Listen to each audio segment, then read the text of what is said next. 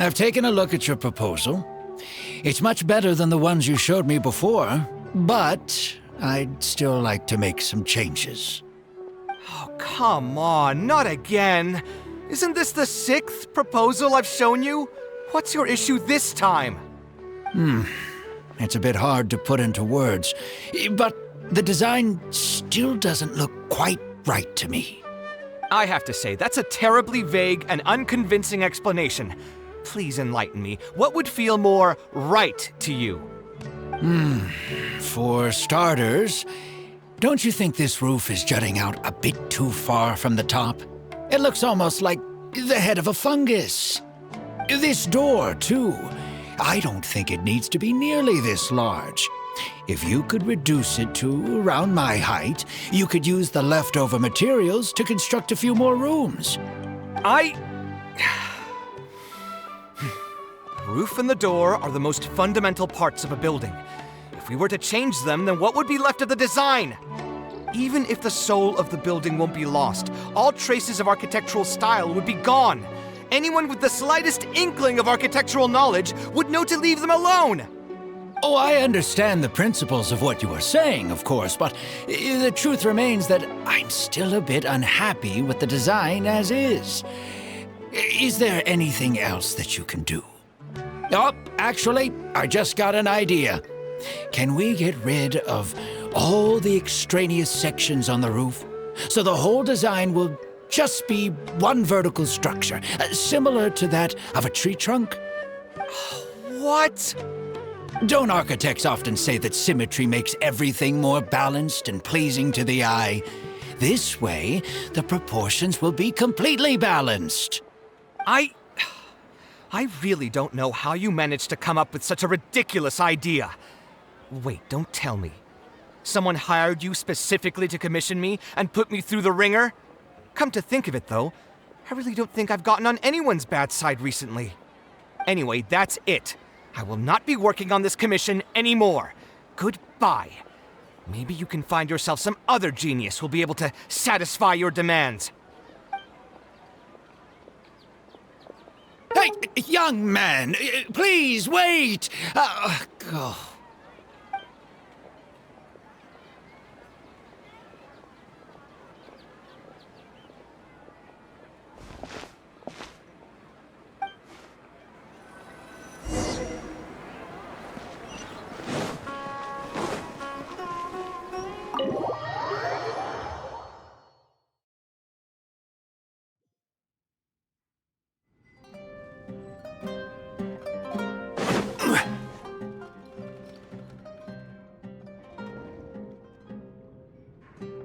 Taking this commission was truly the worst decision ever. Oh, hey, I wasn't expecting to run into you here. Actually, while we're on that, what are you doing here at the tavern? Don't listen to anyone who says that drinking is an elegant pastime. It's no good for your health. So you saw all that, did you? Ugh, I thought I was in the clear. I made sure to double-check that nobody I knew was around. Anyway, thanks for looking out for me. Honestly, it wasn't that big of a deal. I'm used to it by now. Stress is just an inescapable part of being a working adult. Boss, I'll have a glass of wine, same as last time. Do you want something too? I'll put it on my tab. Wine and a glass of juice coming right up. I know you're already keeping a secret from me, but if you could add this one to the list as well, I'd really appreciate it. Arguing with a client is not a good look for me. If word gets out, other potential clients might be afraid to work with me. That guy, though, what was he even going on about? All those ridiculous demands of his? He's just a blabbering fool trying to act like a know-it-all.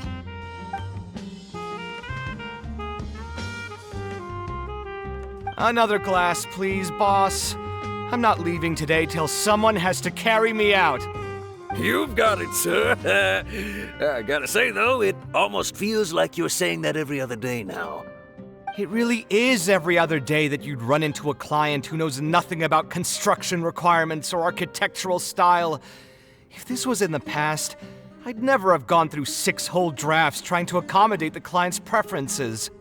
But perhaps getting used to this just means that I've grown numb to it.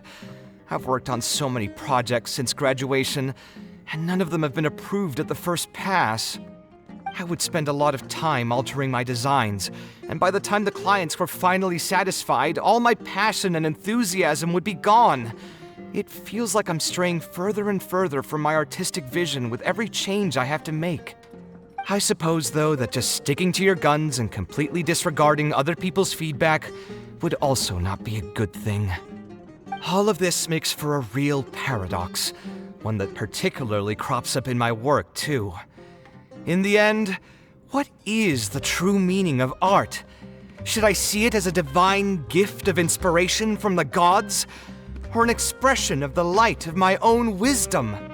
Here's your drink. How are you already spouting nonsense after just one glass? Your tolerance is usually much better than that. Boss, what do you think is the meaning of art? The meaning of art? Really, my friend, who in Sumeru understands art better than you?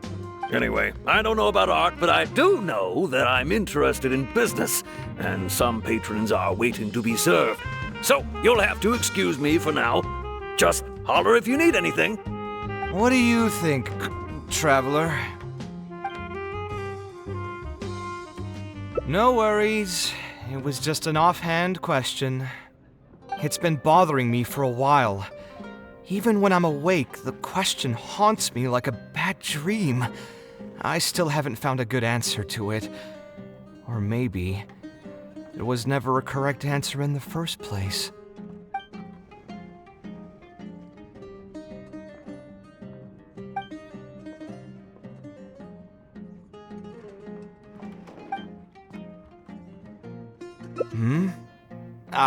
Thanks for offering, but you've seen how he is.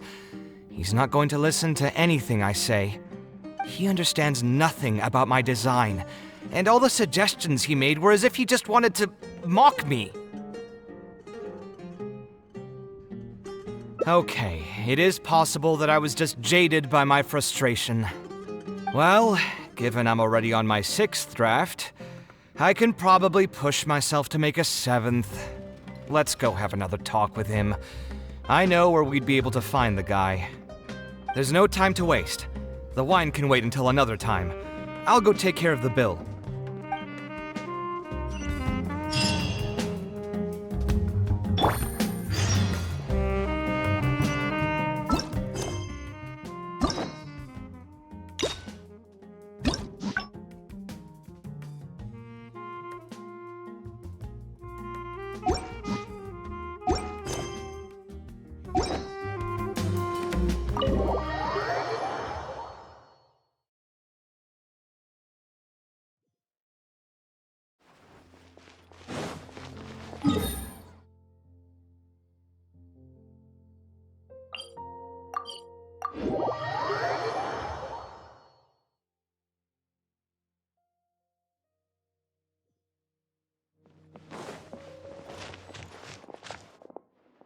Kaveh, what are you doing here? I've changed my mind. I was overreacting earlier. Can we try discussing the project some more? My apologies as well. Now that I think about it, some of my requests were indeed a bit unreasonable. If I choose you to create the design for my project, I should have a bit more faith in your vision. Thank you for understanding. Mutual trust is the basis for good communication. Now that we've got that out of the way, I think we can have a more productive conversation. To be perfectly honest, your commission request has been the most peculiar one I've ever received. Even now, I still know nothing about the building's intended purpose. All I know is that you want to build something in the desert for public use. I am aware that overly specific requests will restrain the architect's artistic freedom, However, knowing nothing about the intended purpose of the building also means I have no idea if I'm on the right track. I've produced several draft proposals for you to choose from, and you've rejected every single one. If we don't get on the same page, it could be a decade before we can finally break ground on this project. Yes, I've given this some thought already. I think we can go with the general direction of the latest proposal that you just showed me. It's just... Just what? Putting the building design aside, can we get some less expensive materials for the floor tiles? Yeah, I know someone in the business, and the red bricks he sells can go for pretty cheap. The timber here as well. We should be able to find some substitutes. Please give me a moment. My head's starting to hurt again. Just please hold on for a second. So, let me get this straight. You want to reduce the cost of the project, right? But if we implement your suggestions, then I'm afraid we have to scrap the entire design. Architectural design cannot be neatly split into discrete parts. Any change to one part of the design will affect the quality of the whole thing. I decided to utilize high-end timber for this section because the weight-bearing structure requires the supporting materials to be durable and strong. Same with the tiles. Switch them out and the entire mural will have to be redesigned. More importantly, if we make such a change, both its practical functionality and aesthetic value will take a great hit. If all you need is a building with a roof that can keep people dry in the rain, you shouldn't have commissioned me. Many architects would be able to build you one of those while charging far less in commission fees. Actually, Please tell me, are you absolutely sure that there's no room for any changes in this draft of the design? I think the most important thing for me is to understand what you would actually like to get. If you could tell me more about your vision, I might be able to work with the design some more. You are the client, after all. You should have the final say on how the project turns out. I want to build something unique. Something quiet and warm inside. A refuge that can block out the world outside. I want all who enter this building to be able to temporarily forget everything that's going on outside of the building and just focus on their task at hand. That's a bit more information than last time, but it's still extremely vague. To put it another way, every rich person who wants to build a mansion for themselves would request something like this. We've gone through many proposals, and this draft is already the cheapest one.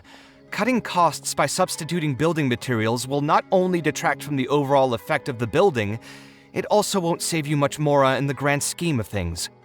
Thank you for giving it so much thought. Please, give me some more time to mull over the budget. I'll get back to you once I've figured out a solution. I still have a few business meetings that I must attend, so I'm afraid I'll have to leave for now. You can just leave the proposal as is. I'll get in touch once I've given it some more thought.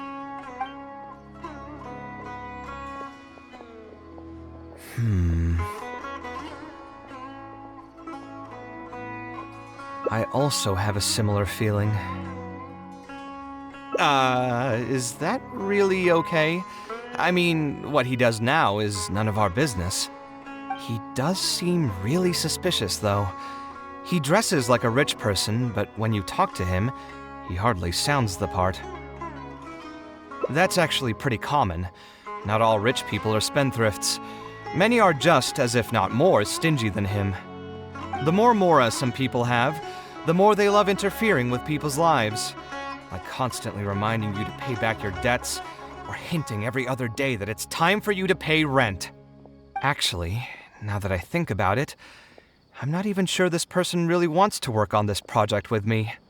Putting his vague requests aside, he's still finding excuses to procrastinate even when we've decided on a plan. Who knows how long construction will take if he keeps delaying things like this? We should find him again and get some clearer answers. The sooner we can break ground on this, the better.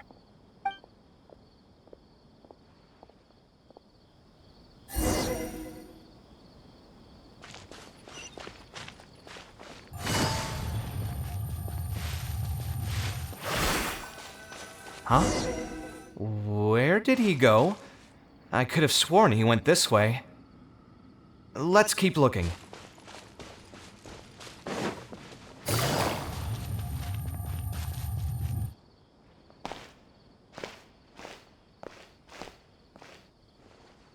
Oh, hey, look! Isn't that Badawi? It sure looks like him, but he's dressed completely different now. What is he up to?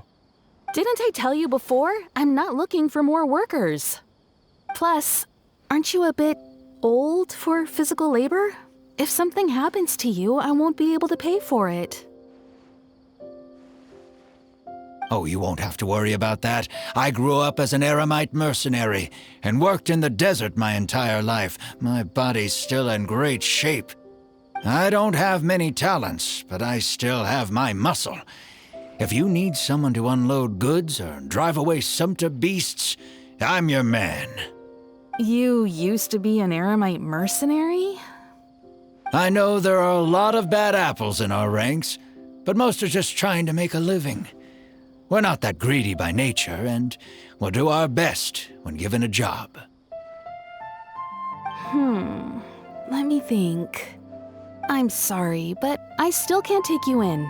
I don't have any open positions right now, and don't have the Mora for anything more. How about this? Why don't you try your luck somewhere else? Okay. He used to be a member of the Eremites? Huh. From the way he was dressed, I would have thought he was a merchant from the rainforest. Let's ask him about it.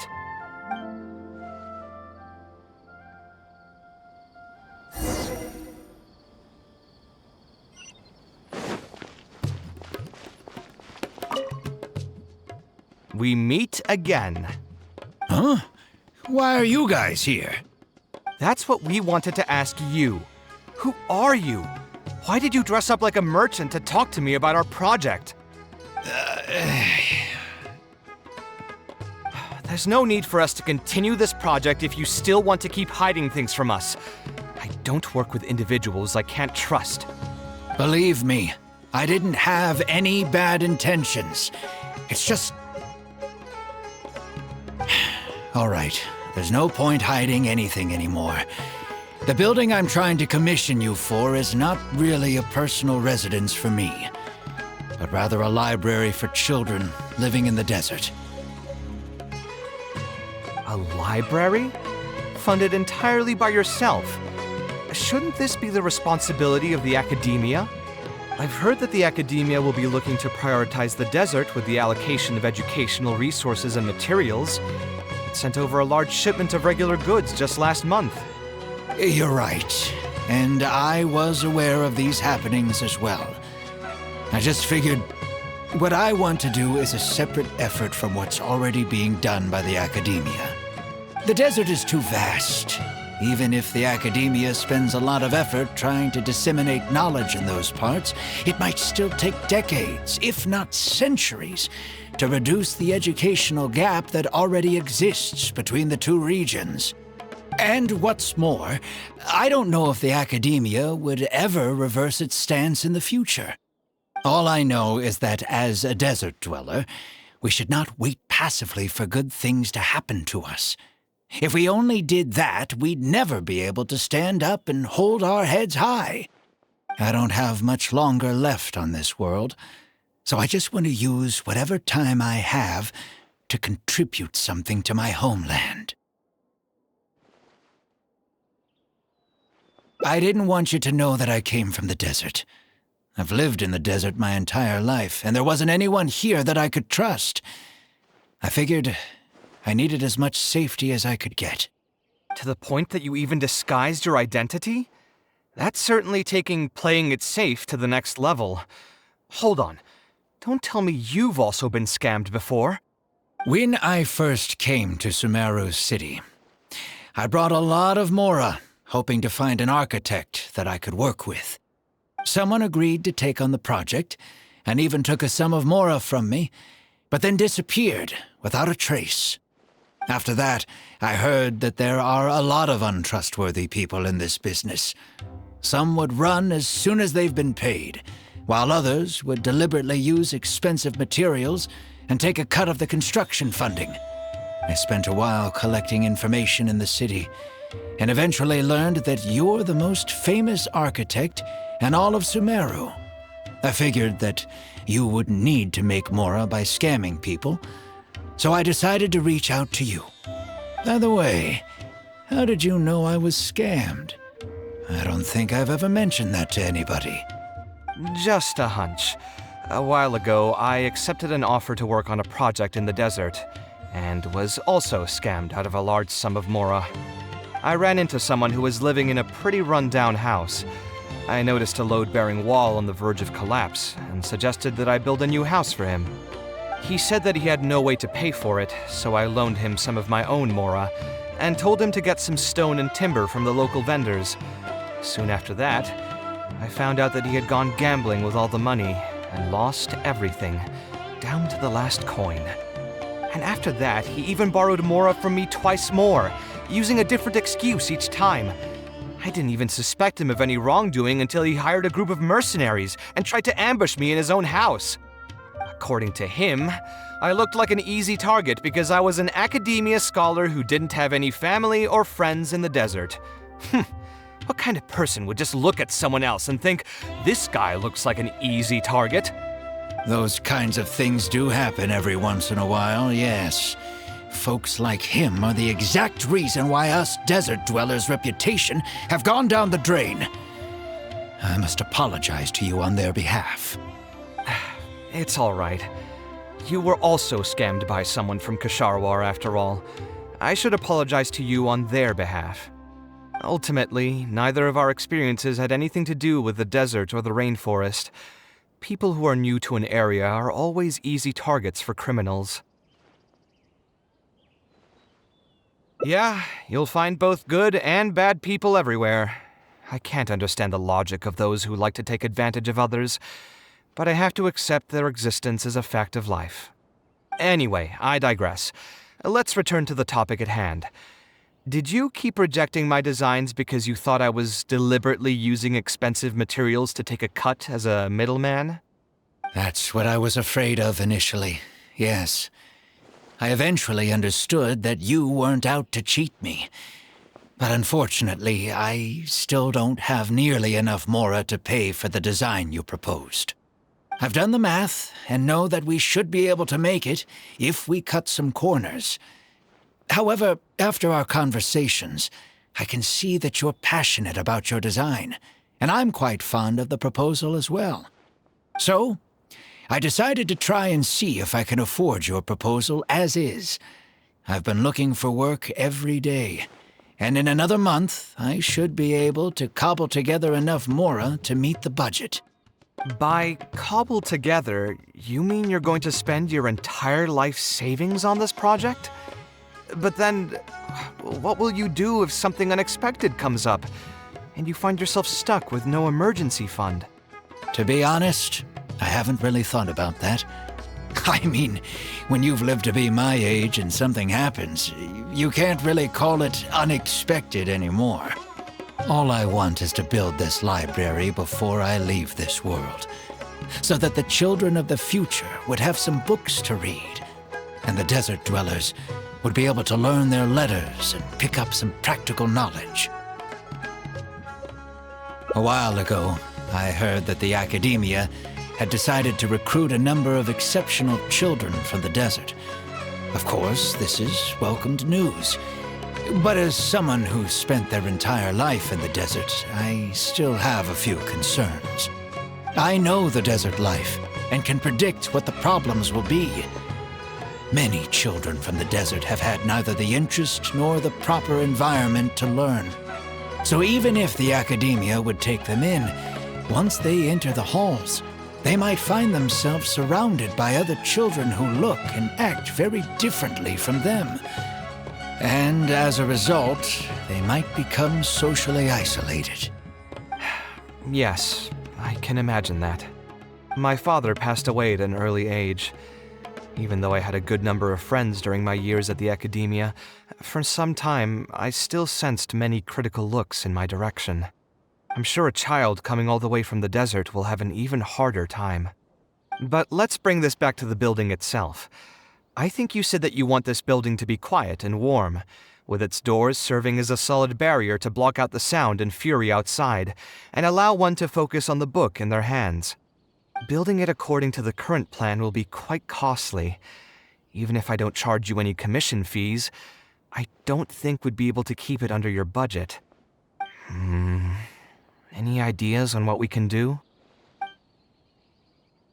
A slightly different style. Give me a minute. Most architects would probably prioritize cutting costs and removing extra features in this situation. Indeed, converting the building into a simple bungalow would solve most of our problems. However, I do not think this would be the best solution. While it's true that the aesthetic value of a building is often viewed as an afterthought, neglecting it has some long-term negative consequences. It is especially undesirable in this situation, as the library will serve a high number of children, many of whom would have never been exposed to structures that may be considered elegant or beautiful. To completely give up on the more aesthetic design would mean stripping the children of an opportunity to appreciate the beauty of architecture. I share Badawi's sentiments in wanting to preserve a more complex design. However, if we can reduce the ornate aspects of the design while maintaining its fundamental elegance, which is to say we won't touch the arches and stone pillars but make changes elsewhere, this is definitely a first. To make up for the loss of regular details, we would need to put a lot of extra effort into the layout, lines, and color. I see. Would that really be okay? It just increases the difficulty of the design. You should feel lucky that out of all the architects in the city, you chose to approach me. Most of the others would have given up on this project by now. As for inspiration, I think I might have something in mind, but I'd need to visit the site to make sure. Where do you want this place to be built? Tell me the exact location. Aru Village. Although it wasn't my childhood home, I think it'll be the best site for such a building. Okay, then we can pay a visit to Aru Village. Is there something I can do for you? I've already caused you a lot of trouble before, and now you're revising the design again because of me. Which draft are we even on now? It's making me feel terribly guilty. Let me think. You said you used to be an Eremite mercenary, right? In that case, you could help us clear out some monsters that are blocking the way to Aru Village. We want to keep the roads clear, and reduce the loss of materials during transport to a minimum. If everything goes well, that'll help us save some Mora. All right, just leave it to me. If there's anything I'm good at, it's clearing out monsters. What are you waiting for, then? Let's pack up and get ready to go.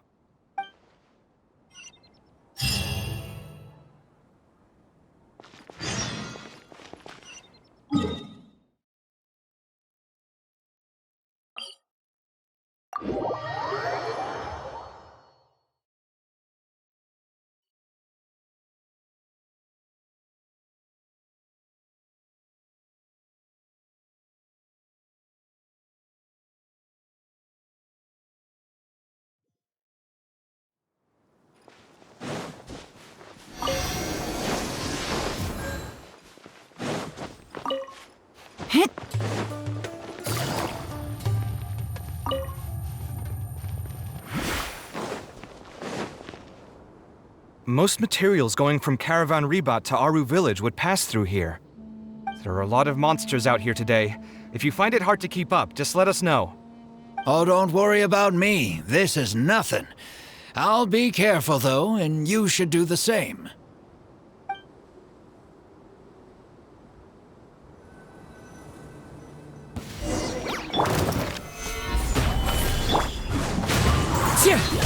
Fallen leaves, adorn mine. For Rex Lapis! Here comes the catch. Gotcha.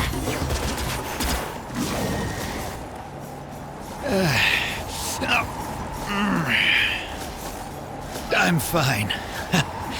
I've spent my entire life fighting these kinds of monsters in the desert, after all. They won't get the best of me. But it's one thing to fight against monsters. and another to fight against an old injury. It's something I picked up when I was young. There were many fights between mercenary brigades back then, and one day someone stabbed me in the back. I don't think much of it back then, but with age, it's caught up to me. Few mercenaries get to enjoy their later years. Failing health tends to take the joy out of reputation and wealth, and many mercenaries never even made much of the latter to begin with. Is there someone you know who can help to look after you? Unfortunately, no. My wife passed away at an early age, and I don't have any children. Sometimes I'd close my eyes and realize most of my life story has already been written. I have many regrets about my past, but at the same time I also know that there were never many options for me in the first place. I joined the Eremites when I was young, and won many battles with them. My survival was more a matter of luck than actual ability. If at all possible, I want future children of the desert to have some more options in life.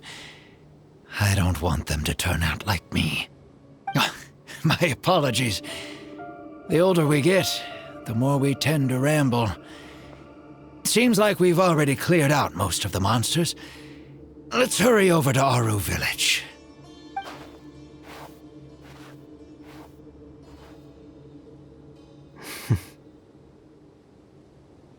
I think it's really admirable of him to spend his whole life's savings on people he's never met. Maybe he's doing this out of natural kindness, a kindness that hasn't been eroded away by the struggles of his life. Perhaps. To clarify, though, I don't think I'm quite the same. Some people call me an idealist. I do have some sentiments of that general persuasion, such as wanting everyone to be able to lead a happy life. But my situation is more complex than that. In the beginning, what drove me to harbor those thoughts was less idealism and more a desire to make up for a sense of guilt. When I was young, I impulsively encouraged my father to take part in the first Inter-Darshan Championship hosted by the Academia. He set off confidently hoping to win something for me, but failed to clinch the title. What's more, he fell into depression after the competition and requested to join an investigative research project in the desert. I never saw him again. Word has it that he got caught in quicksand. Even if other factors may have contributed to his death, the fundamental cause still circles back to me. I started doing many things in life because I wanted to make amends. Even in cases where I couldn't do something for a specific person, I still did whatever I could.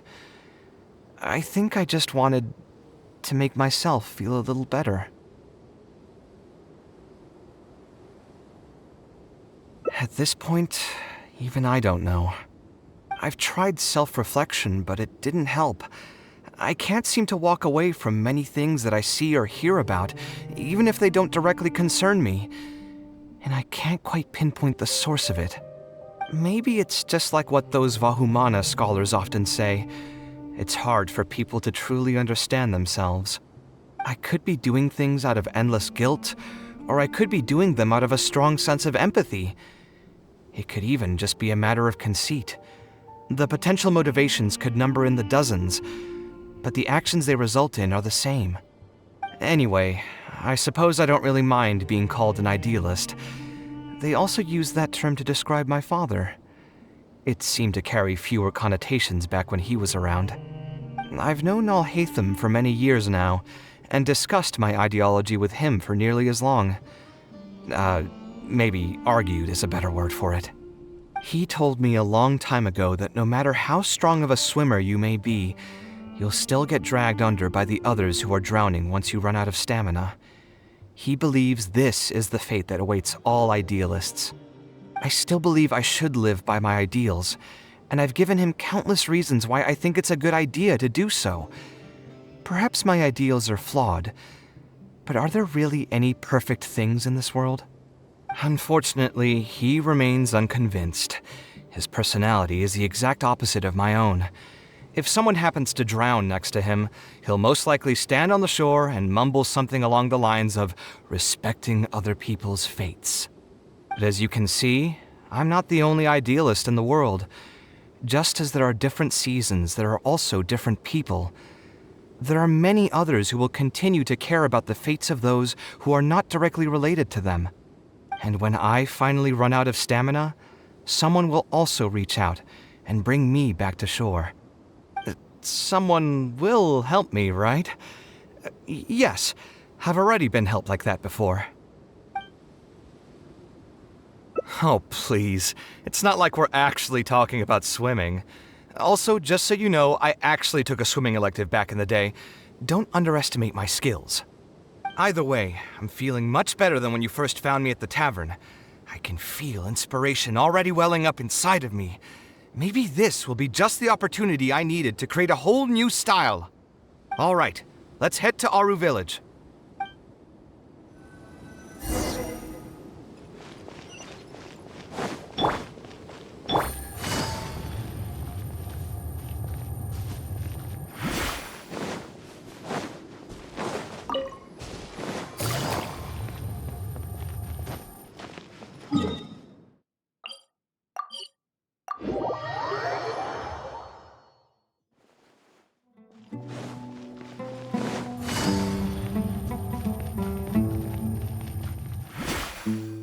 Now that we're here, it's my partner's time to shine.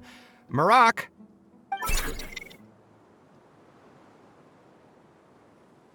Oh, what's this? My toolbox. I built it using an ancient mechanical core. It's not too smart, but it's super useful and can help me with a variety of tasks. I'll take Marak and find a suitable location for the building. Once that is done, I'll get to work on a few designs. Traveler? Ah, you know each other? Hello. I suppose you must be Kaveh from Kasharawar. I have heard of you before. My name is Sitaria, and I'm currently the person in charge of promoting educational assistance programs here in the desert. Educational assistance programs. Then you must be familiar with the local conditions here. I can't say I'm too familiar just yet, but if you have any questions, I'll try my best to answer them. I've been commissioned by Mr. Badawi to build a library in the desert. We've settled on the general design direction, but we are trying to finalize some details based on the conditions around the intended location. A library? Do you intend to open it to the public for free? That's right. I want to make sure the children will have books to read. That's fantastic! I'm sure the children will be thrilled. Right now, we don't have access to many paper books or a quiet place to read. Truth be told, this very thing has been keeping me up at night. Let me get straight to my questions then. Can you estimate the number of children around here who'd be interested in reading? Besides the usual noise of village pedestrians, are there any other sources of noise in the village? Oh, and have any landslides occurred here recently? And also, where are the spots around the village that have been most affected by wind and erosion?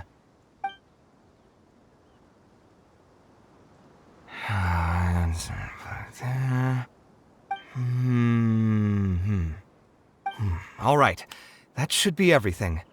Badawi, let's go over the budget again.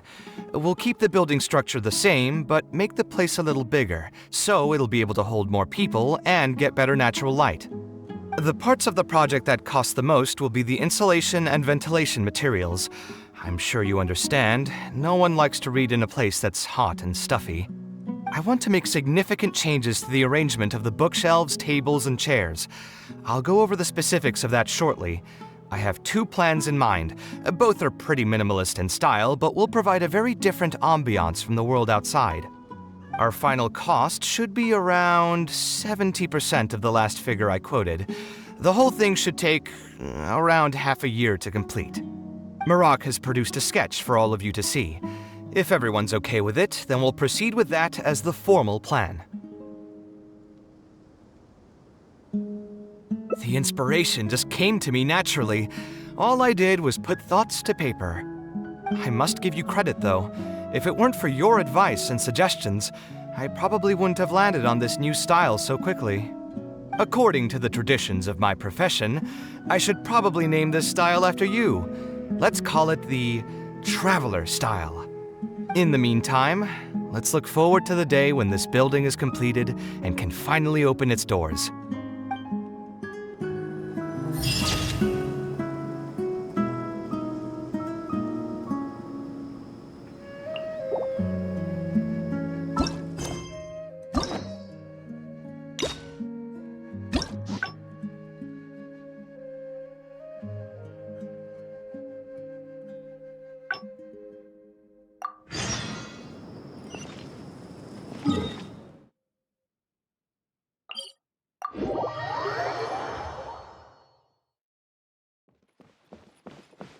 Take it easy.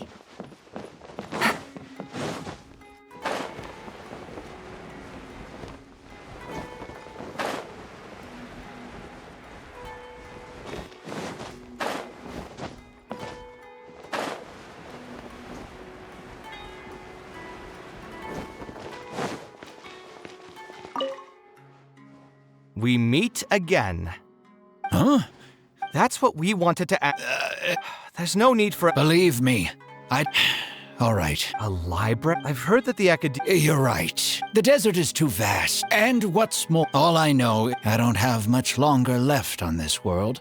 I didn't want you to know that I came from the desert. I've lived in the desert my entire life, and there wasn't anyone here that I could trust. I figured I needed as much safety as I could get. To the point that you even disguised your identity? That's certainly taking playing it safe to the next level. Hold on. Don't tell me you've also been scammed before. When I first came to Sumeru City, I brought a lot of... Someone agreed to take on the project. After that, I heard that there are a lot of untrustworthy people. I spent a while collecting information in the city. By the way, how did you... Just a hunt. I ran into someone. He said that he had... And after that, according to him... Those kinds of things do... It's all right. Ultimately, neither of our experiences had anything to do with the desert or the rainforest. Yeah, you'll find... Anyway, I digress. That's what I was... I've done the math, and so... By cobble together... To be honest, all I want is to build this library before... A while ago, I know the desert, so even if the... Yeah, my father passed away. I'm sure a child, but let's bring... Building it according to the... Sponsor the project? You mean convince wealthy merchants to join our cause and pool their money together to build the library? That does make sense. A library is a big project, and it's going to be hard to fund it with just a single person's mora. What do you think? If we can find others to sponsor the project, we could potentially increase the size of the building 2- or 3-fold. It's all fine with me, but where do you think we'll be able to find these sponsors? Well, you're right. If I really think about it, I'm not too familiar with many big-name merchants. Her? Hard pass. With her shrewd and greedy personality, she would never put Mora into something like this. Now there's an idea. She probably won't say no if all she'll need to do is to make some introductions instead of spending Mora. Let's go and pay her a visit.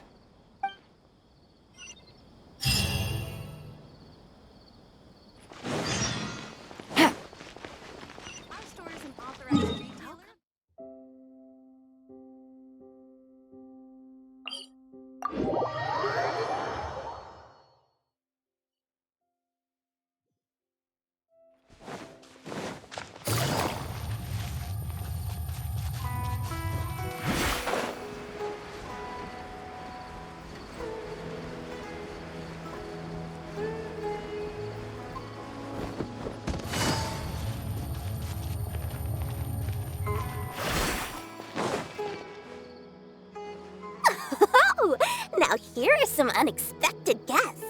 What brings you to the Palace of Alcazar's Ray? When I saw Kaveh, I almost thought it must be that time of month again. Sadly for me, I must wait a few more days before I can collect my shiny Mora. Hey, can't you think of something else for a change? You are literally living in an objet d'art, and yet your mind is still fixated on nothing but Mora? What is the point of wealth, anyway? Is your happiness entirely dependent on your hoard of cold, emotionless Mora? That's exactly right.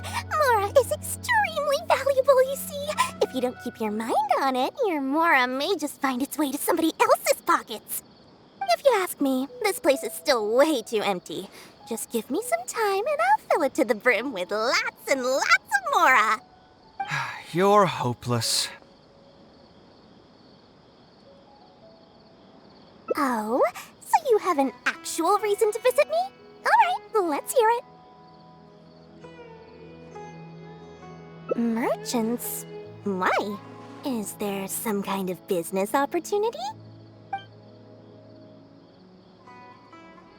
Oh, I see. So you're just looking for someone to help you fit the bill. I knew you wouldn't be interested in something like this. Still, you wouldn't refuse just making some introductions for us, would you? Sure, I can connect you with some folks, but with every service comes a fee, you know. A fee? You mean just for introductions? Of course! Making introductions means using my connections and putting my reputation on the line. Why wouldn't I charge a fee for something so important? Since we've known each other for so long, though, I'll give you a huge returning customer discount. How about 500,000 Mora? 500,000? I guess that's okay. But why are you charging a fee before we've even secured any funding? That just doesn't seem right. Besides, by helping us out, you'd be doing a great service to the public. Can't you take your mind off your Mora even for just 1 second and focus on something far more important?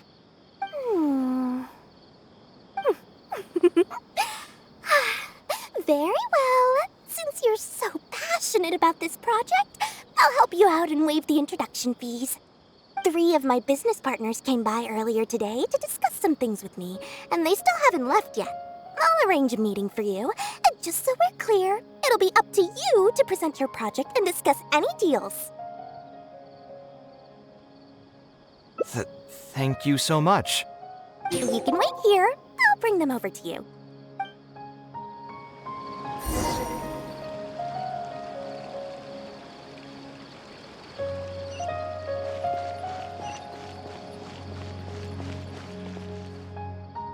Dory gave us a brief introduction about the two of you.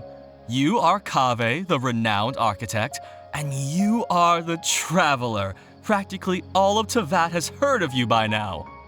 To be frank, I don't feel like there's an obvious business opportunity here, but since Dory took the time to introduce you, we can spend some time to have a conversation.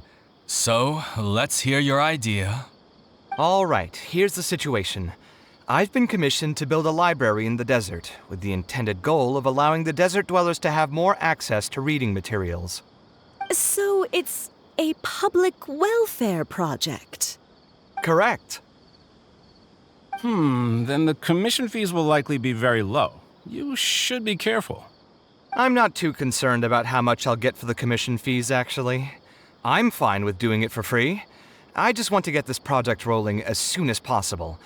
We're just a little short on funding. So what? You can't possibly expect that we just cover the shortfall for you. Besides, what does a library in the desert have to do with us? If you want to build it yourself with your own Mora. Seems simple enough to me. Hey, there's no need to be so harsh. They are Dory's associates, after all. Here, can you tell us a bit more about what we can gain from sponsoring this project? So we'd mostly be doing it for reputation and exposure? There is some value to that. It could make doing business in the desert a bit easier. Well, just speaking for myself, I've got nothing in the desert. I also have a concern. It feels like there's not much to profit from in the short term. But in the long term, the reputation gain also doesn't sound like it'd offset the cost of the sponsorship. Then how about this? What if, instead of building a single library, we commit to an entire complex of buildings dedicated to culture and education? Wouldn't that just cost more. Yes, but in that case... Mr. Kaveh, please tell us what you have in mind. I'll just give an example.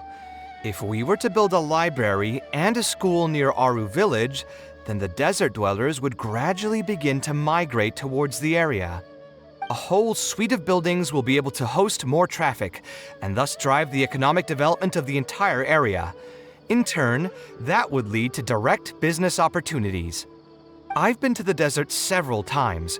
Although there are still many lingering tensions between the two regions, the amount of interaction has been steadily increasing, and in the long term, the desert will only become more and more important to Sumeru. You do have a point. Education in the desert is indeed an industry that has not been tapped into. If we can be the first to place stakes in the area. And you just believe anything he tells you? Even the greenest amateurs know that urban planning will affect population flow. If you don't believe me, you can ask anyone on the street to confirm it to you. You...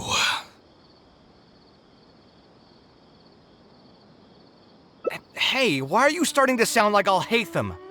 Wait, something just occurred to me. If we're going to build a library in the desert, Aru Village would obviously be the best place for it. But it seems we're not the only ones with our eyes on the village.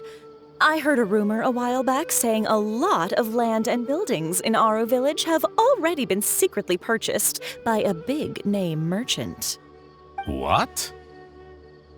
What? In other words, if we try to join the fray now, there won't be much left for us. If we want to build a suite of buildings focused on education and culture, Aru Village is the prime location. If we want to build it anywhere else, we'll have to deal with a far larger list of problems. It's not impossible, I suppose, but... Then there's no hurry. We can wait for Aru Village to develop more first and get into the market for expansion to other areas. But if you were to do that... Is there nothing else to discuss? Great timing! I pretty much heard all I want to hear. If there are no other urgent matters, I'll be on my way. I'll be off as well. If you have any new ideas, please feel free to reach out. It seems like the others are not interested in funding this, so no point in me doing this on my own. Let's revisit this another time. Hey, guys, wait! Well, what can I say? I guess it went somewhat as expected. They are Dory's friends, after all. As soon as they heard that there's not much more in this for them, they lost all interest. Yeah, it's just another day doing business with people. But I can never get used to that. Those people never think of anyone other than themselves. Looks like we'll have to figure out some other way to get the funding. Let's go. How did the meeting go? Want to talk about it? Where did I put the I just wish...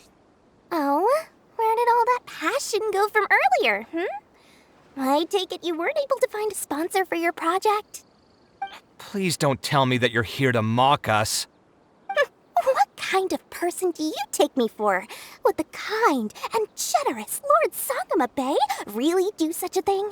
I will say, though, I more or less expected this outcome even before I introduced them to you. You can try to talk up the project all you want, but the facts will remain the same. This project is high investment with slow returns. No sane person would put their money into this. But this isn't just a business project, right? Also, if you already knew no one would want to partner with us, why did you still try to charge me 500,000 mora? You scammer! You might want to remember who your creditor is before you start talking like that, Kaveh. I'll pay back every last coin that I still owe you, but that's a completely different matter. Alright, since you're so devastated about this, I'll set you up for dinner with another big-name merchant. In fact, I'll be inviting the most famous merchant in all of Sumeru, so I'll be counting on your performance. What? Really? I would like to sincerely apologize for my attitude just now. So, where would we be meeting this merchant? Follow me. Oh, I suppose both of you can come.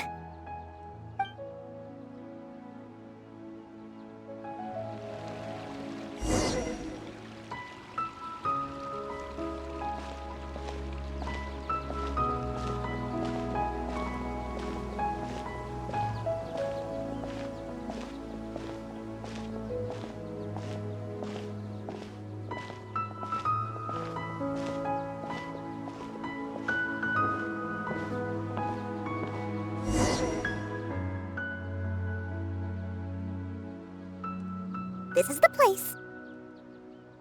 You said you're going to introduce us to the most famous merchant in Sumeru. Well, where are they? You still don't get it, huh?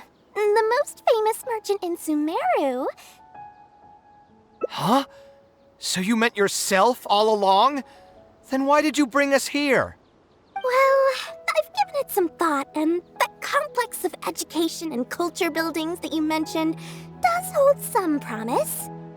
It'll be a pretty big Mora sink, and I'll have to fund it all on my own, but that's not really a problem for me. Seriously? Where's this generosity coming from so suddenly? Are you trying to scam me again? The reasons are not important. What's important is that I'm willing to help you. However, you know just as well as me that once this project actually breaks ground, it'll start sucking Mora from my pockets like crazy. So, to cut costs... I get it. I won't charge any commission fees, and I'll take responsibility for the entire project. Splendid! Then let's sign the contract right away.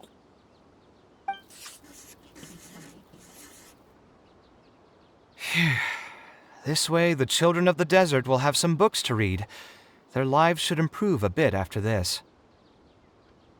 Of course, there are a few things better than using my knowledge to help other people change their fates. I must thank you as well, Dory. I used to say you only cared about Mora, which might have been some prejudice on my part. Sorry for that. I will also try to pay back my debts as soon as possible. Now, let's have a quick discussion. Where would you want the library to be built? That will be the most important building.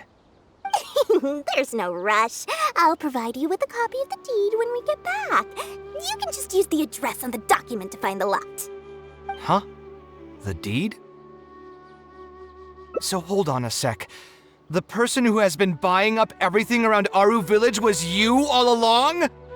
Oh my, did I not tell you about that? Yep, yours truly has been buying up all the land. I must thank you for bringing your ideas to me.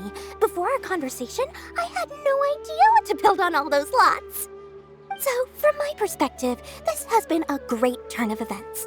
I didn't put much in and easily got a lot in return. But what about my commission fees? Huh? Didn't you waive those yourself? I was just gonna say that to cut costs. We mustn't procrastinate and should start construction as soon as possible. But before I could finish my sentence, you volunteered to waive your commission fees and even promised to take responsibility for the whole project from start to finish. I am so touched, really. It's obvious that you used every trick in the book to deceive me. You deliberately paused for a long time while talking about the project and kept glancing at me with that menacing look in your eyes. Huh? You really think so? Well, the contract's already been signed, so there's no point in dwelling on the details. You know what? I'll pay for tonight's dinner.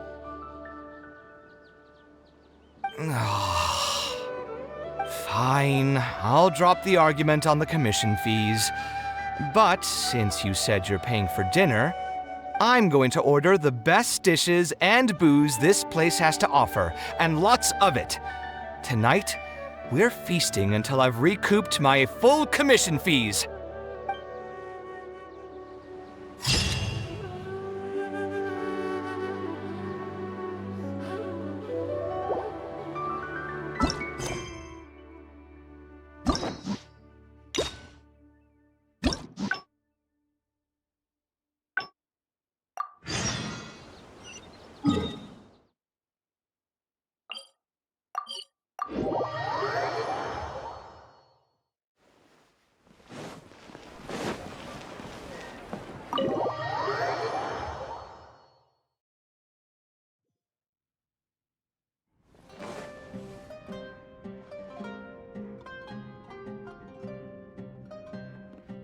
Taking this commission was truly the worst decision ever. Actually, while we're on that, what are you doing here at the tavern? Don't listen. So you saw all that, did you? Ugh, I thought I was in the clear. I made sure to. Anyway, thanks for. Stress is just an inescapable part of being a working adult. Boss, I'll have a glass of wine. Same as last time. Do you want something too? I'll put it on my tab. Wine and a glass of juice coming right up. I know you're already keeping a secret from me, but if you could add this one to the list as well, I'd really appreciate it. That guy, though. What was he even going on about? All those ridiculous demands of his? He's just a blabbering fool trying to act like a know-it-all. Another glass, please, boss. You've got it, sir. It really is every other day that you'd run into a client, but perhaps getting used to this just means that I would spend a lot of time. I suppose, though, that just all of this makes for. Here's your drink. Boss? The meaning of. Anyway, I don't know. What do you think?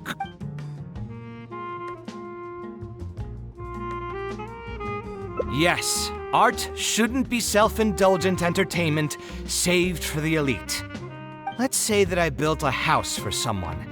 If they don't like how it looks, then no matter how brilliant it may appear to me, they won't be happy with it. The problem is that it can be very difficult to get validated by others.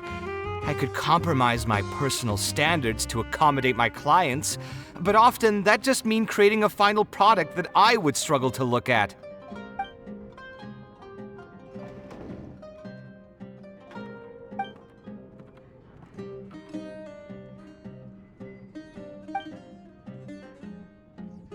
Sounds great to me. I don't even want to think about this project anymore. But what should we do? It's probably not a good idea to just drink until I pass out here.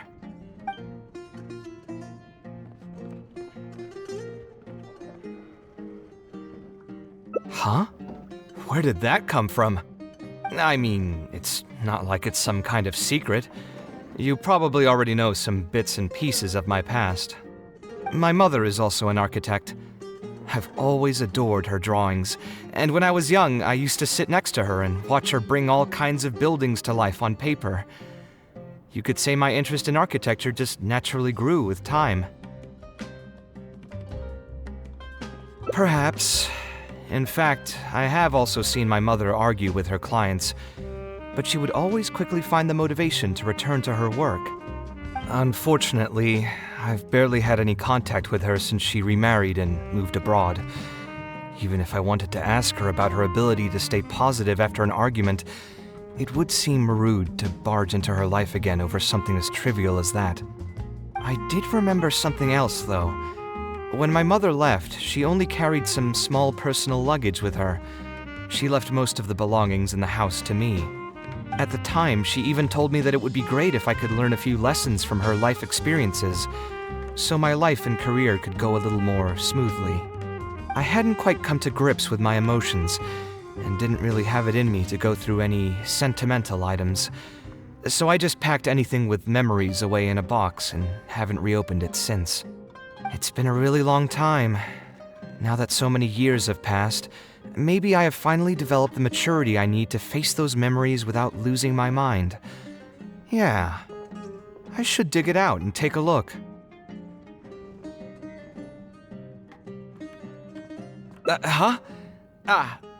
Sorry, I've had too much to drink and wasn't thinking clearly.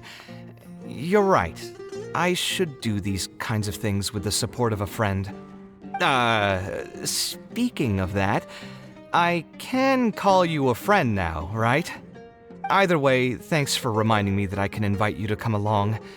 Had I just gone back by myself, it would have looked like I'm deliberately trying to keep things from you.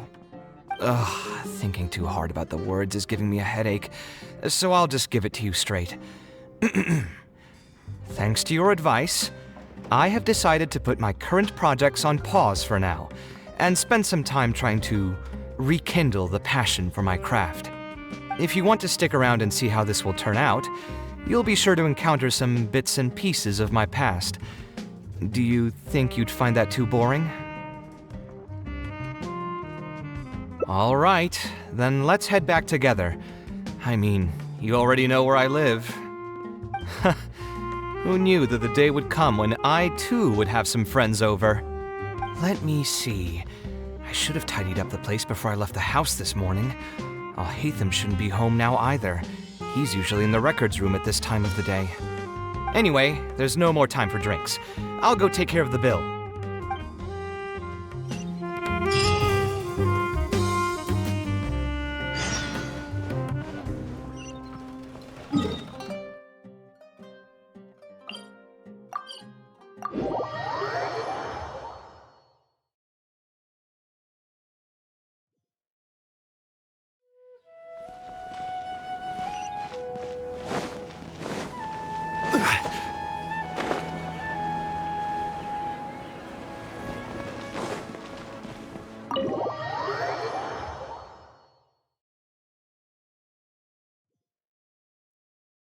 Alhaitham isn't in, so feel free to sit wherever. I'll bring out the box.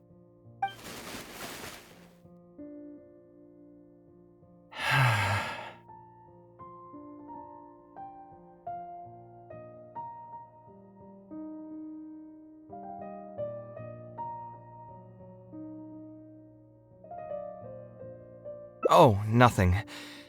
I just didn't realize how much time had passed. The box is pretty dusty, which means it's already been a while since I've moved into this place, and many years since my mother moved to Fontaine. I'm happy for her. I hope she'll be able to find happiness there.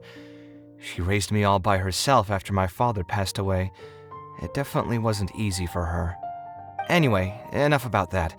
Let's see what I packed into this box. What are all these things?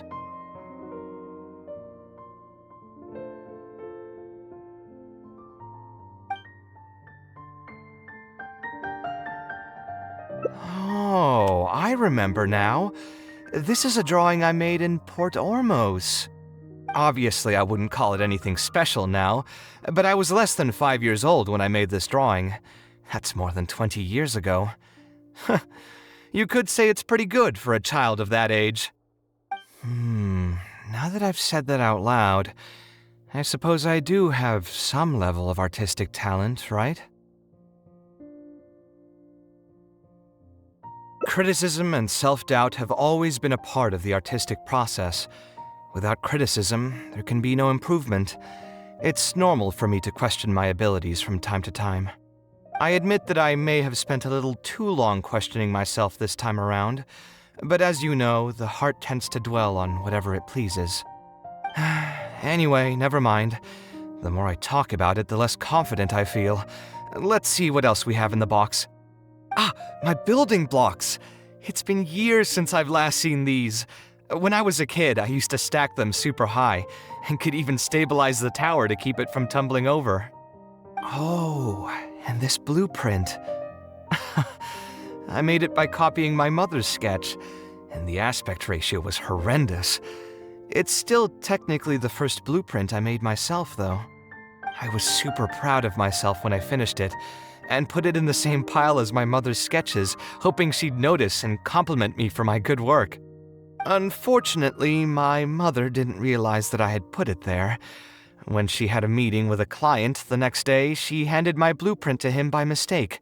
The client was completely confused by this new blueprint, but apparently he felt too tongue-tied to question such a famous architect. It was only a few days later that he finally gathered up the courage to pay my mother a visit. He asked, "The door in this blueprint is even taller than the roof. Is this supposed to be part of the design?" My mother took me with her to personally apologize to the client several times. She didn't scold me about it in private, though. Instead, she went over all the steps required to draw a good blueprint, and was very patient throughout the whole process. I still remember it like it was yesterday. Let's see, is there anything else left in this box? What was this again? This is my mother's notebook. She used to write and sketch in it all the time. When I was a child, I used to be super fascinated by this notebook, and always pestered my mother to let me read it. After asking her a few times, she told me that I could read it as long as I could guess the password. Huh. Wonder why she didn't take this notebook with her. Did she leave it to me on purpose? If only I could. I never managed to guess the password.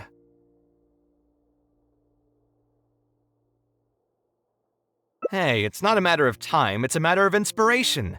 That's what we need to guess the password. Who knows? Maybe this time something will click in my head, and the answer will just present itself. Let me think. What could it be?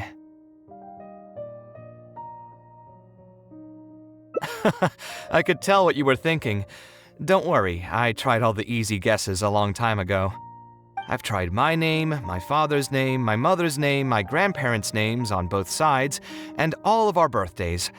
I've tried every name and number remotely related to my family.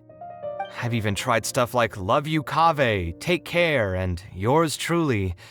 I've tried every cheesy phrase and well-wish in the book, but this lock has refused to budge.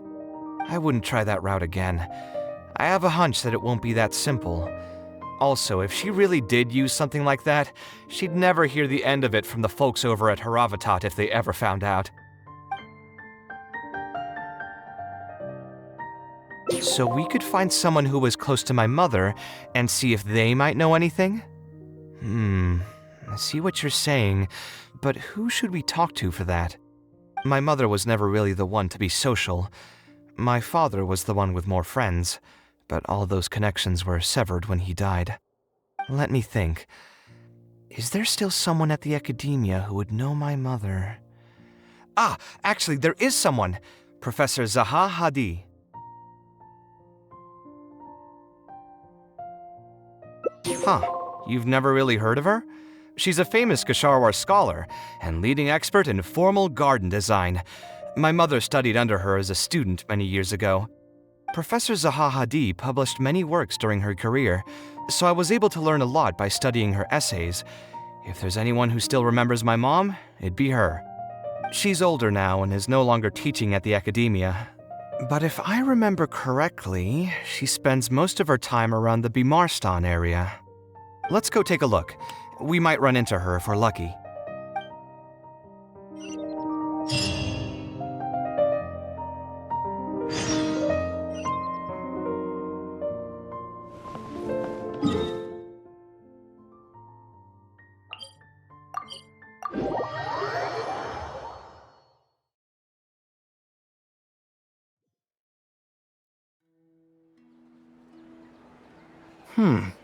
What am I supposed to do now? Forget it.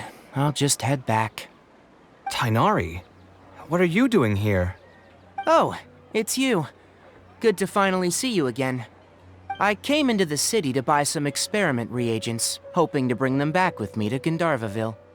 But as soon as I got here, I noticed someone banging on Cyrus's door. You've all heard of Cyrus, right? He's an ex-sage and Sino's adoptive father. I was thinking about going over to ask what's happening. That granny over there may appear old and frail, but her vocal cords certainly sound loud and healthy as ever. Granny? Yeah, she's just over there. You can go check out the situation yourselves in a moment. Kaveh, were you at the tavern? I had a quick drink or two. Can you still smell the alcohol? Drinking in broad daylight. Really? You want to pass out by the road and get run over by a sumpter beast like some mindless fungus, huh? And you, traveler? You didn't try to stop him?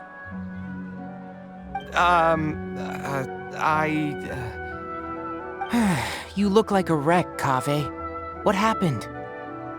Are you feeling down again? You know what? I'm hosting a meal at Pardistii tomorrow evening. Do you want to come? Huh? Oh, I had no idea. Let me think for a moment. I'll come if I can find some time. All right. Then I'll plan on reserving 2 seats for you. I'll be heading back to Gandharvaville for now. I have a feeling that argument over there is going to continue for quite some time. It might be best if we don't get involved. A granny who lives nearby. Let's go take a look.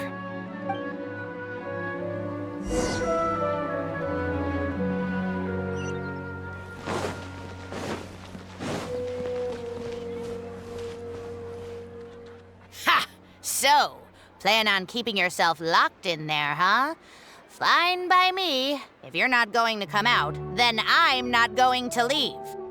My tomato was growing so well, it had all the potential to become the best tomato this year, and you cut it straight from the vine. I already told you I had nothing to do with it. Why would I take a tomato that's still weeks from ripening?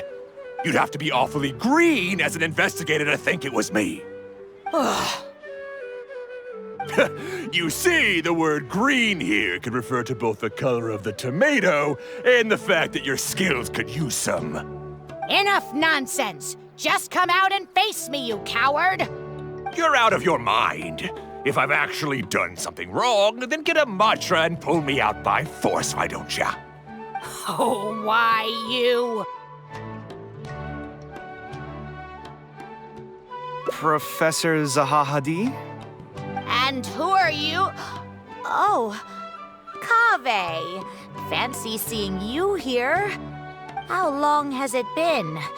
Come on, get over here and let the professor take a good look at you. Not bad, not bad. You've grown taller again. Professor, what's going on here? It's no big deal, really. A few of us old scholars got bored in our retirement and decided to put together a vegetable growing competition. At the end, whoever loses will have to go up on stage and do a performance for the winners. Which brings us to our current predicament. My tomato was sure to win until a certain someone decided they couldn't bear to lose. Hey, don't try to defame me in front of the kids. If we're airing out each other's dirty laundry now, then why don't we talk about you sneaking into Janat's garden the other night? Ahem! Lucky for you, seeing these youngsters come to pay their respects today has put me in a better mood. I'll let you off the hook, for now. Come on, let's go. We'll take our conversation elsewhere. He doesn't need to be a part of it. Yes, of course.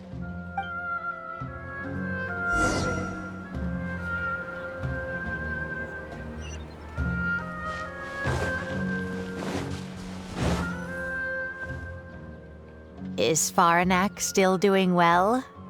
Yes, as far as I know. She left for Fontaine some time ago and started a new life for herself. She's still doing work related to architecture, though. Ah, yes. I did hear about that. Did that upset you at all? No, not at all.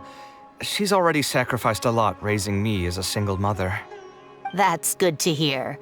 Your mother did struggle quite a bit those few years. It's probably a good thing that she found a new place to call home. Sometimes I wonder if things were harder for her because she was so beautiful. People were always drawn to her beauty first, only to realize she had a sensitive and vulnerable heart underneath. She was still quite young when she first joined my class as a student. Beautiful and radiant with her golden hair, yet quiet and single-minded. She seemed like a lass from some aristocratic house who was seeing the outside world for the first time. She had to make a lot of drastic changes in her life to raise you on her own. Even during her time in the academia, she was a thorough perfectionist. If she was unsatisfied with something she had made, she'd insist on redoing it, even if I was perfectly happy with it. She had many admirers, and they'd always fill up the first few rows of seats, hoping they could get closer to her sitting in the first row. If it were any of my other classes, you'd have found nobody sitting in the front. But every time I saw her, she was always in that same rigid pose. She'd have one hand on her forehead with the other clutching her pencil. Her eyebrows would be knitted in a frown as she concentrated on the blueprint in front of her. I'm sure she had many difficult moments in her life. How did she cope with the stress? I'm not too sure. She never talked about such things with me. She rarely opened up to other people, you know. I do remember one time, though, when she got into a heated argument with a friend. She said something I found very memorable. She said, "True art cannot be understood, but as an artist, I wish some people could understand its meaning and value." If you ask me, that's probably the greatest source of pain for geniuses of their craft. It's extremely hard for them to find someone who can truly understand their ideas. So that's how it is. I wonder if the password could be...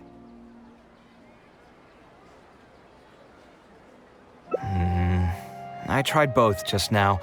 Seems those aren't it either. What are you trying to do? My mother left her notebook to me, but it has a password and I haven't figured out what it is yet. I'm trying to learn more about her so I'd have a better chance at cracking the code. Thank you for all that you told us. It's the least I can do. Talking to youngsters like yourself makes me feel younger too. Honestly, looking at you now, I can see how much you resemble her. It's almost as if she's standing right in front of me again. Your personalities are quite alike, too. You're both stubborn and both a little awkward. Of course, I'm sure the similarities are mostly superficial. But so long as you continue to harbor those traits, you'll find a lot of difficulties in your work. I've taught a lot of students over my career, and in my experience, very few genius architects of Ksharawar ever found happiness for themselves.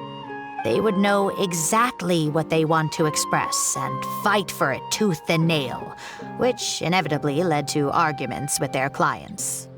Some clients would choose to respect the architect's vision or just let the argument go because of the architect's reputation, but those are the rare ones. When Faranak first graduated, she was getting into arguments with her clients nearly every single day. I think it only got a little better when she met your father. I see. But could he understand the designs my mother made? No, I think they were probably beyond him, too. But despite that, he still stayed next to her, listening to her joys and sharing in her sorrows. Faranak had many admirers, but she ended up choosing your father. His support probably played a part in that decision. So instead of understanding, perhaps all we need is just companionship.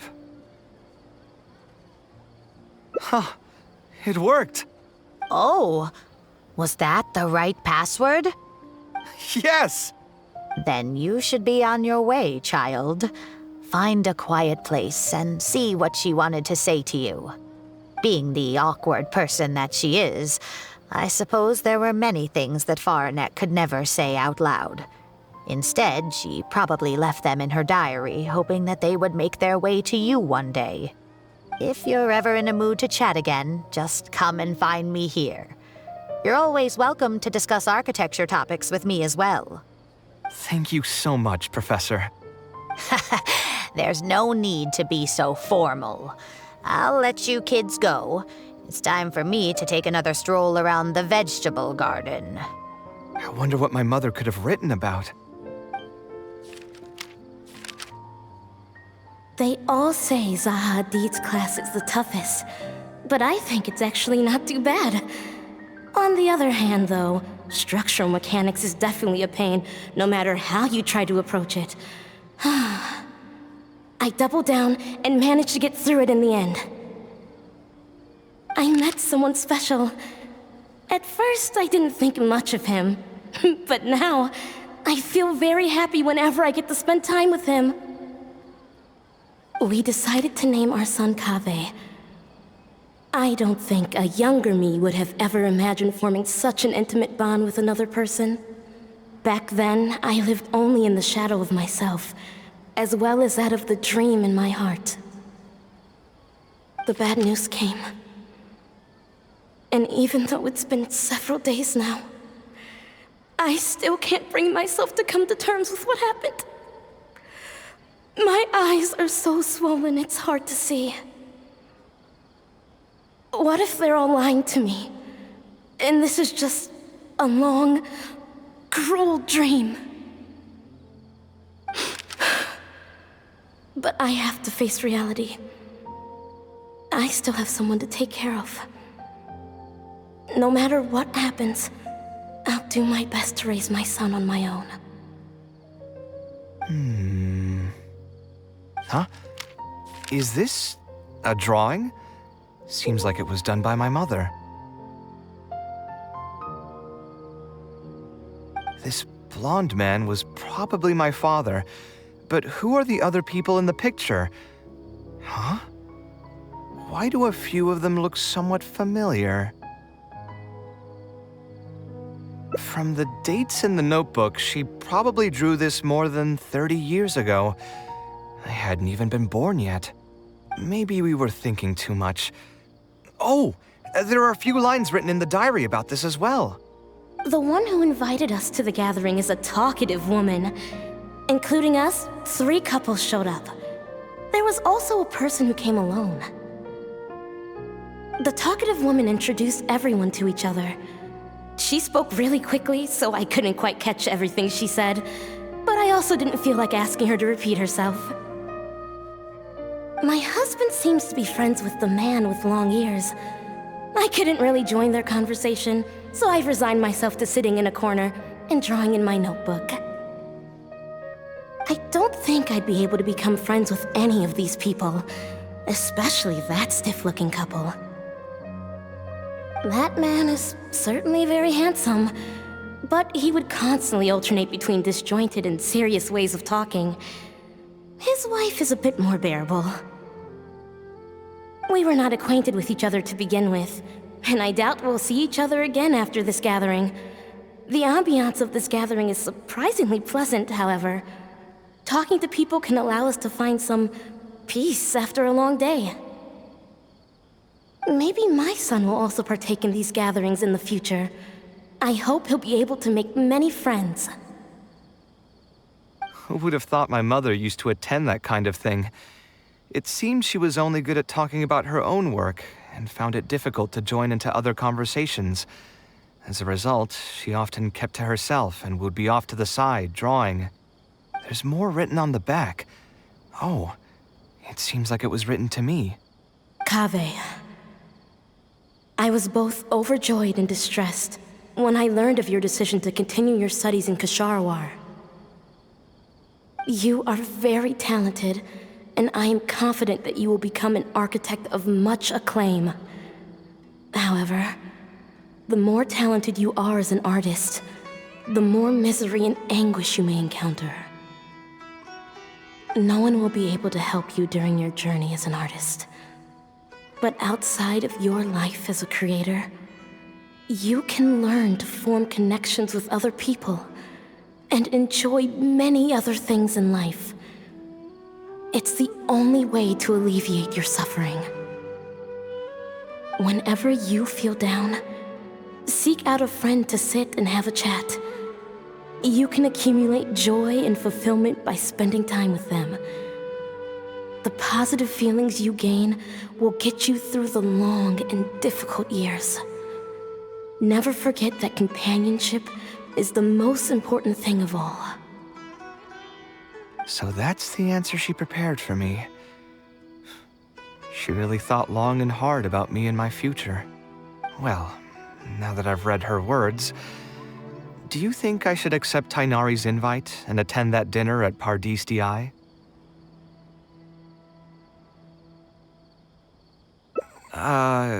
The thought definitely crossed my mind. Although it'd be nice to get together with friends and chat the night away, I don't want to bring down other people's moods because I'm sad. Besides, don't most people hate the feeling of seeing their friends troubled and being unable to help? And what's worse, nearly all of my problems can't be easily resolved with some encouraging words or gesture. And don't forget, I'm also older than all of them. As their senior, I should appear to be a bit more responsible.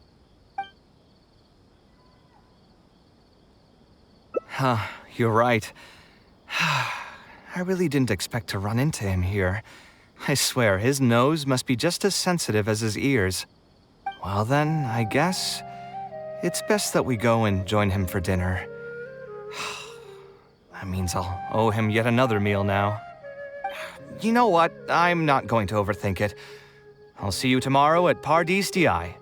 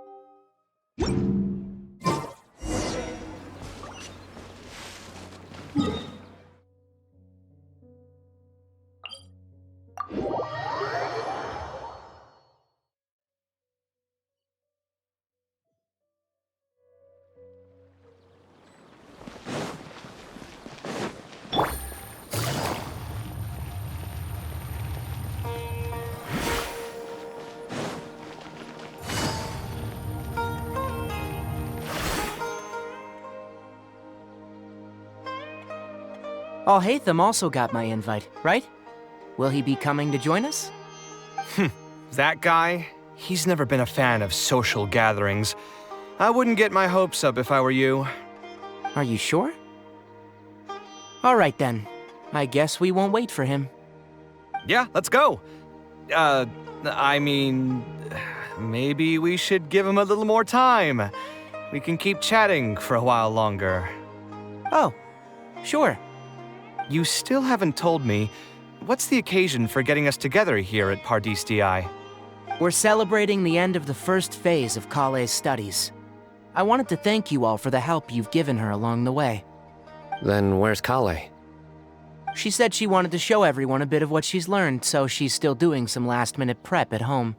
She'll be here shortly. Anyway, let's get started. To tell you the truth, I'm actually not so confident that the second phase will go as well as the first. The curriculum will become a lot more involved, and I'm worried that she won't be able to get through all of it. I was hoping we could brainstorm about it together before she gets here. I knew this wouldn't be just a simple free dinner. Is that why you also invited Alhaitham? Yes, I thought it would be good if we could all put our heads together about this. Anyway, let's take a quick trip down memory lane. What did you guys do when you ran into a problem that you didn't know how to solve? Or got assigned a project that you knew you weren't going to finish on time? Never happened to me. I'd just pull another all-nighter. You two are hopeless. Does anyone have a more useful answer to the question? Ooh, that's a good point. Confidence is the most important thing. Once you lose your sense of confidence, it'll become all but impossible to find the motivation to study. This could be a potential direction. I have already redesigned the literacy curriculum, and I was originally hoping to ask Alhaitham for his opinion, but... It's very simple. Instead of focusing on the amount of material you would like to teach, focus on the amount the student would be able to remember. Wow, you actually showed up. I could probably count the number of times you've actually come to gatherings like this on just one hand. It's still more than the number of times you've managed to get a proposal approved on the first try. As long as you're still aware. So, what made the difference this time? Are you looking to drink your sorrows away with some friends? That's your purpose for being here, not mine. Don't project your ways of thinking onto me. So you're saying the only reason you came is to help Tighnari with his brainstorming? Precisely. Kaveh will have a long road in front of her. Hey, just to get one thing clear. Even if Kaveh manages to make her way to the academia, we cannot let her enroll in her avatat. Ksharawar is obviously the best choice for her. She's been a trainee forest ranger for so long, she'll definitely be good with her hands. What are you saying? Spontamad is the better choice. It's where I graduated from, after all. Then what about Amorta? That's the Darshan her master actually graduated from. There are only 2 other Darshans left. We might as well select all of them on her enrollment application. I'm trying to have a serious discussion here. Traveler, you aren't associated with any of the 6 Darshans. In your opinion, which Darshan would be the best choice for Kaveh? Well said. Agreed. And my goal in inviting you here was to gather some thoughts on the execution of this second phase. Phase 2 far exceeds Phase 1 in both curriculum complexity and the speed of instruction. I hope Kaveh has prepared herself for what is coming. Hey, what are you thinking now? Please don't tell me you're planning on lending her those abstruse books from your home library. Actually, I was thinking about lending her a professions guide. I'll make sure to write, "Don't become an architect" on the front page of that.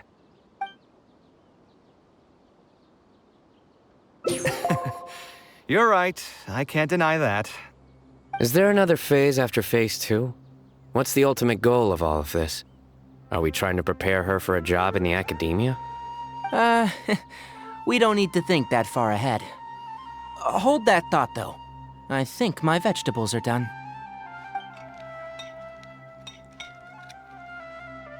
I'm telling you, that client had no idea what he was talking about. No matter what I did, he had something bad to say about it.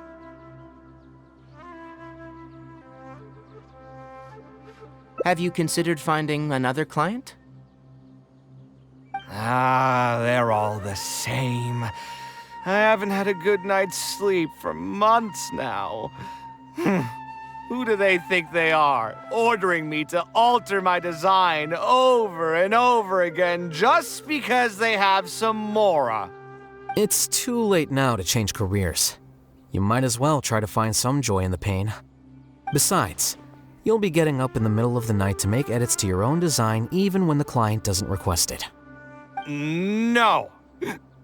That's not true. Cheer up, Kaveh.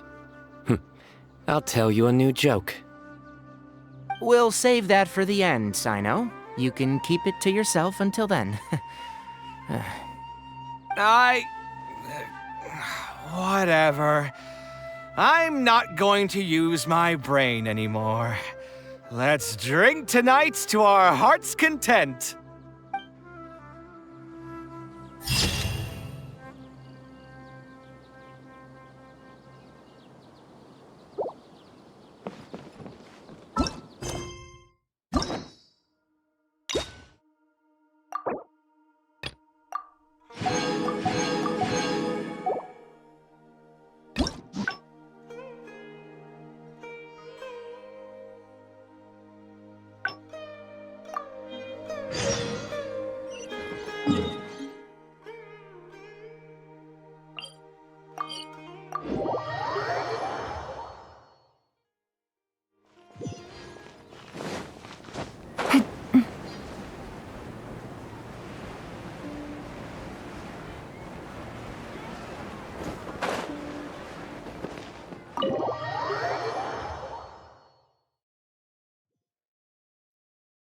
Al-Haytham isn't in, so feel free to sit wherever. I'll bring out the ball.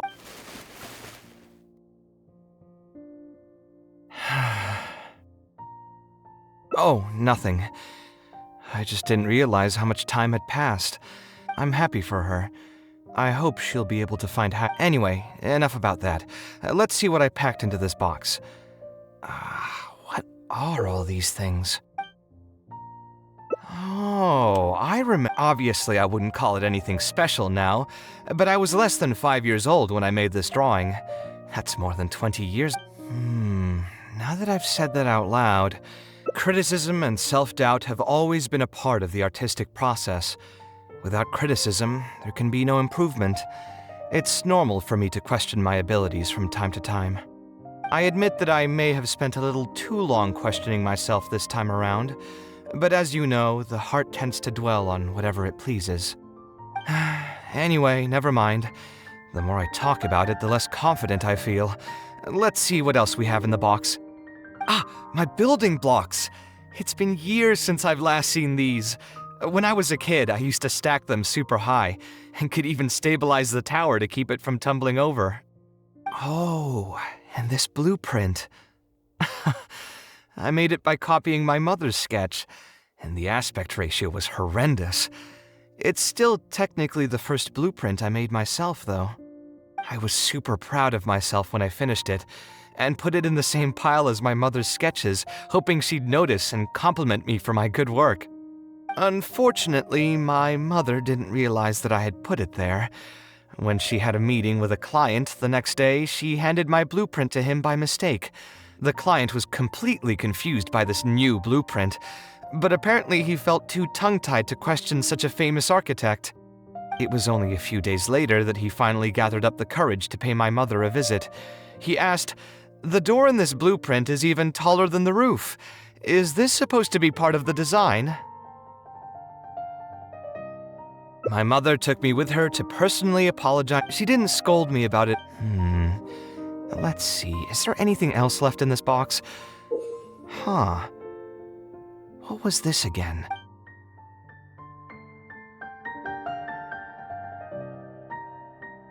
Ah, this is my mother's notebook. She used to write and sketch in it all the time. When I was a child, I used to be super fascinated by this notebook, and always pestered my mother to let me read it. After asking her a few times, she told me that I could read it as long as I could guess the password. Huh. Wonder why she didn't take this notebook with her. If only I could. I never met. Hey, it's not a matter of time. Who knows? Maybe this time something will click in my head, and the answer. I could tell what you were thinking. Don't worry, I tried all the easy guesses a long time ago. I've tried my name, my father's name, my mother's name, my grandparents' names on both sides, and all of our birthdays. I've tried every name and number remotely related to my family. I've even tried stuff like "Love you, Kaveh," "Take care," and "Yours truly." I've tried every cheesy phrase and well-wish in the book, but this lock has refused to budge. I wouldn't try that route again. I have a hunch that it won't be that simple. Also, if she really did use something like that, she'd never hear the end of it from the folks over at Haravatat if they ever found out.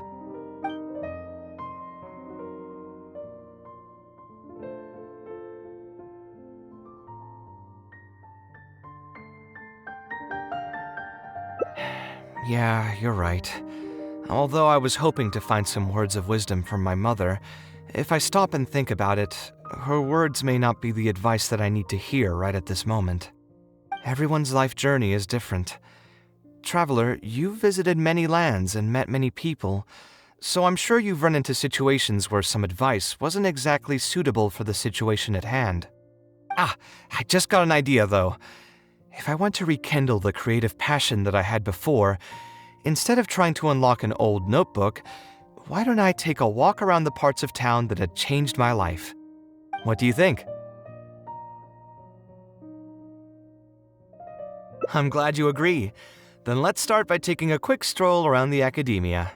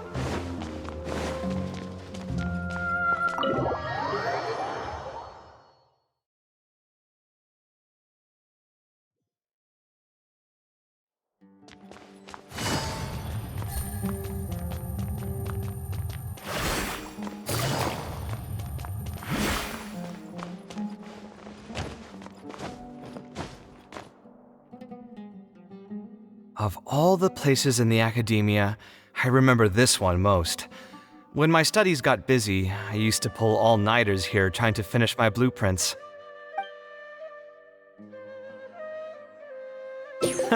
Who doesn't miss their time at the academia? Life was a lot simpler then, and we all had far less troubles. I created many designs that I thought were beautiful in the House of Dana. I drew whatever came to mind, since I didn't have to care about budget constraints or turning them into reality.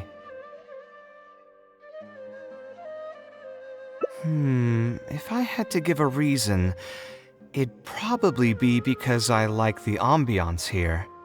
The academia also had a rule that allowed scholars to annotate any physical books they came across. As a result, the books here are chock full of scholars' wisdom across many generations.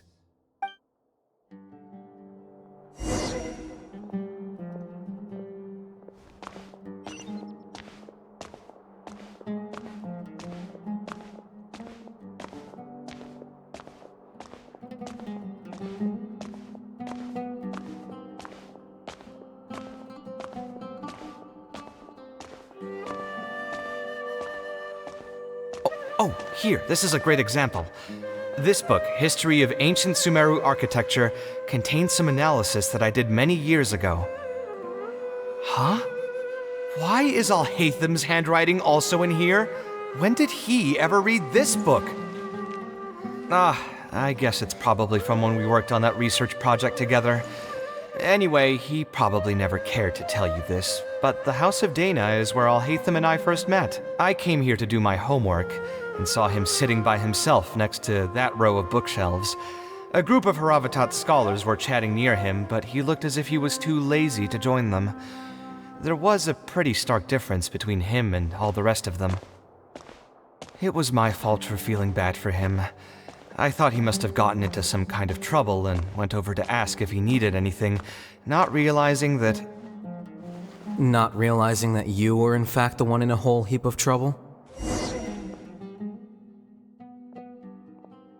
Alhatham? Why are you here?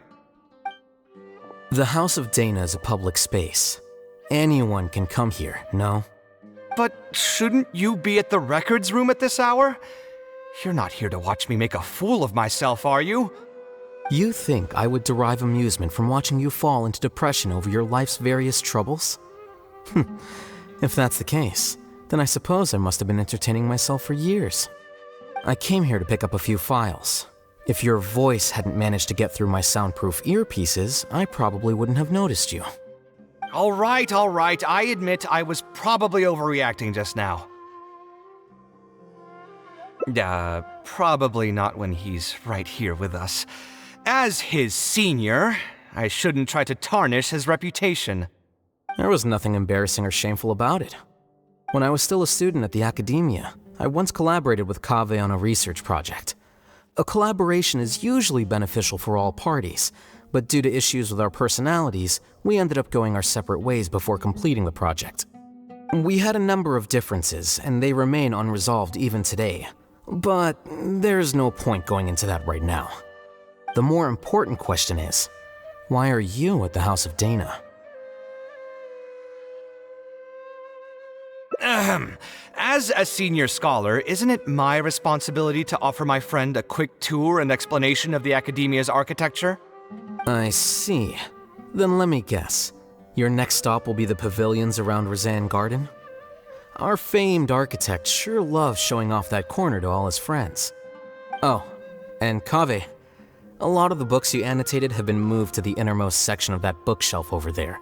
You'll have to dig them out yourself if you need to find them. Huh? But why would you know that? Don't tell me you finally had an epiphany and realized that there's great virtue in respecting your elder's work. Sure, if that will give you some self-confidence. Leave any words of thanks you may have to the ex-Grand Conservator. The last time he was here, he was complaining that he had received reports from current students. The main grievance being that the annotations are too long and difficult to read. As a result, the books you annotated have been moved to the back shelves. What? But all of my annotations were extremely important. Instead of reporting me, they should have been thanking me for my service. The notes that I took, They couldn't have asked for a better analysis of those books. Okay, just you wait. I'm going to fix this right now. I'll dig all the books out and return them to the proper shelves. Oh, we'll wait. Anyway, you were about to say he's feeling a bit down?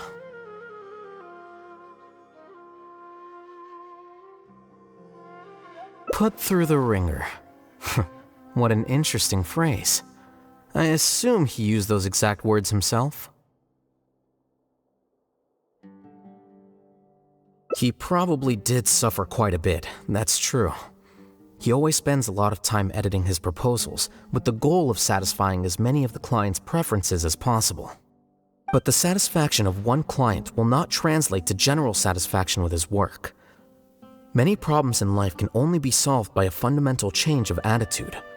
As the leading genius of Kshahrewar, Kaveh should have both the right and the confidence to reject any unreasonable demands. There are plenty of architects in Sumeru who are inferior to him in skill, yet far more irascible in temperament. What's more, there are plenty of people who look up to such individuals as paragons of staying true to one's principles. Clearly, his predicament is inevitable, since he holds other people's feelings as more important than his own. Of course, each person is different, and we should respect the paths that they have chosen for themselves. Admonitions will serve no purpose. People tend to succumb to familiar pitfalls, and this is especially true for those who believe it's their duty to carry more burdens on their shoulders.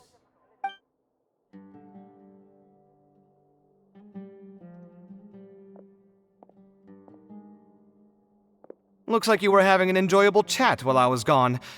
Were you talking about me by any chance? What do you think? What else is there to talk about? Surely no one would be interested in talking about the files that you were browsing through earlier. Anyway, you should take a look at this. Look at this comment on page 82. Dear Kaveh, thank you so much for annotating this book in such detail. It was a great help to me. See that? Now that's how a student should treat their seniors. And it looks like you're already in a much better mood now. It really doesn't take much to make you happy, huh? Me happy? I'm mocking that retired blockhead for being so full of himself. He understands nothing about the true beauty of architecture.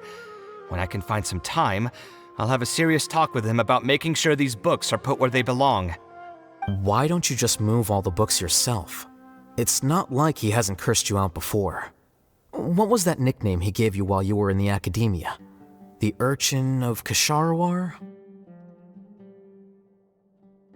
Kaveh had a habit of scribbling and writing in all kinds of books. Hey! You didn't need to bring that up. At least not when I'm still standing here. Oh, actually, I also found a really old sketch in one of the books over there. See? Doesn't it remind you of something?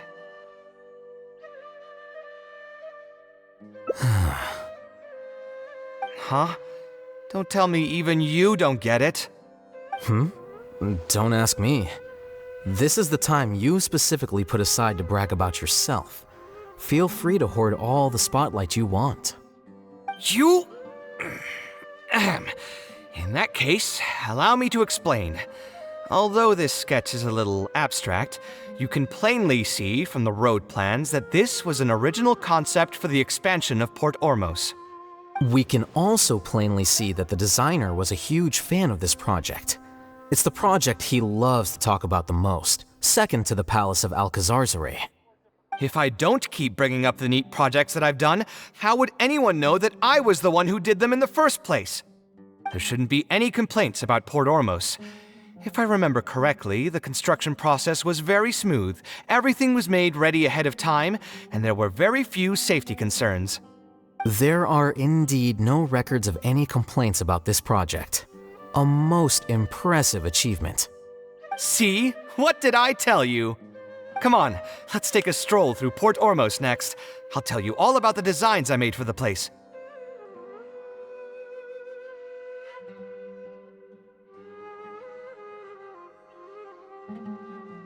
No need. It's almost time to clock out for the day, and I don't intend on bringing any unfinished work home. Suit yourself. It's not like you know how to appreciate artistry anyway. Let's go, Traveler. I'll take you to Port Ormos.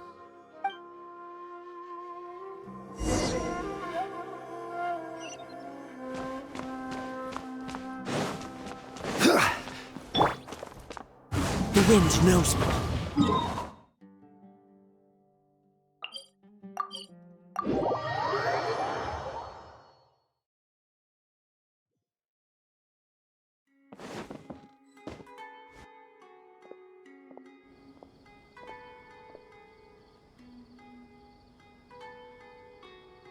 Port Ormos. No, I didn't design any one specific building. Most of my work here concerned structural renovation. Port Ormos had already existed since I was still a young child. It wasn't as large as it is now, though. It only came to its current size after a sizable expansion. I was part of that project. The arch bridge over there, for example, that was one of my designs.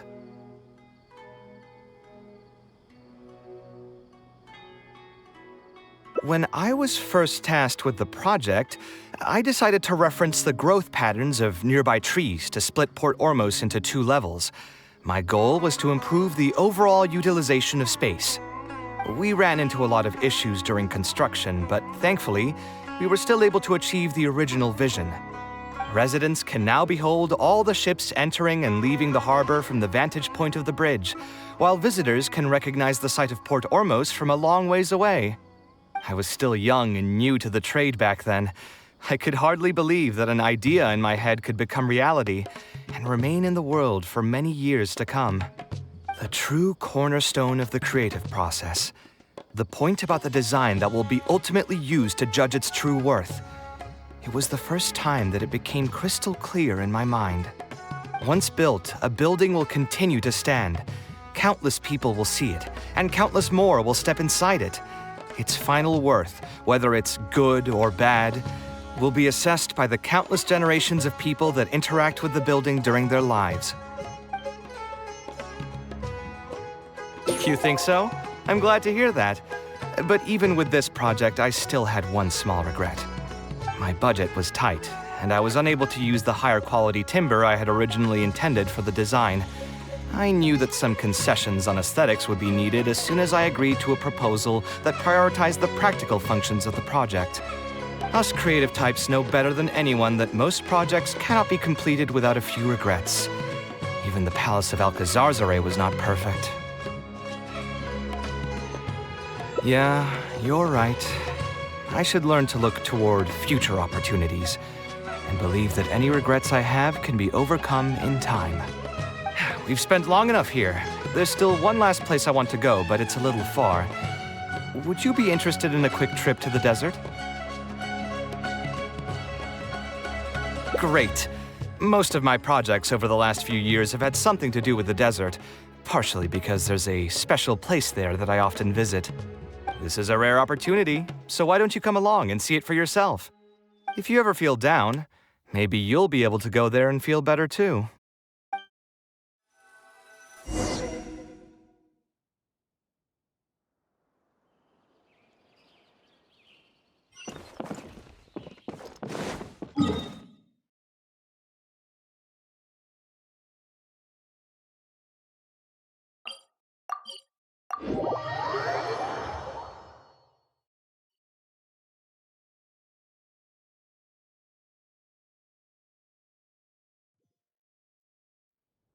Who would have thought that so many primal constructs could have congregated here while I was gone?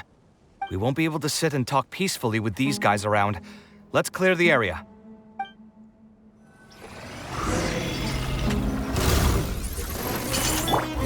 Stabilize! Site clear! This is order! Quietly now. Busted.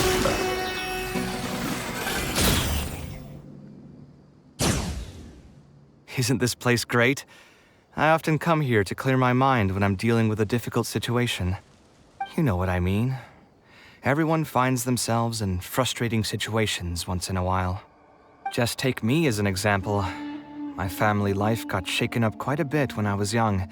I struggled in school, and I got into a huge pile of debt building the Palace of Alcazarzare.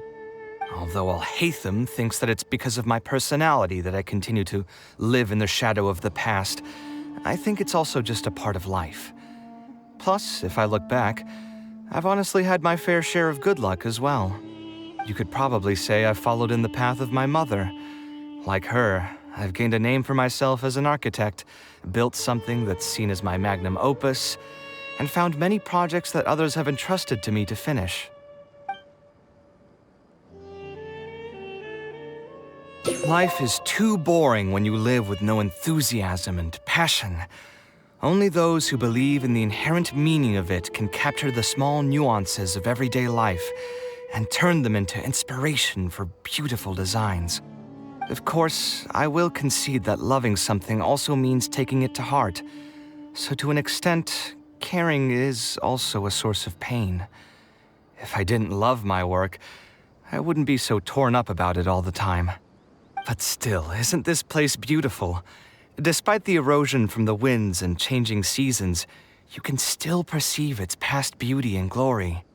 With different landforms come different architectural styles. The desert's history has left it with few records regarding its buildings, so I often visit the desert to investigate things in person. The sight here has moved me ever since the first time I laid my eyes on it. I told myself that one day, I would also be able to create buildings that move others. My pain will one day fade into nothing, just as I reach the end of my life.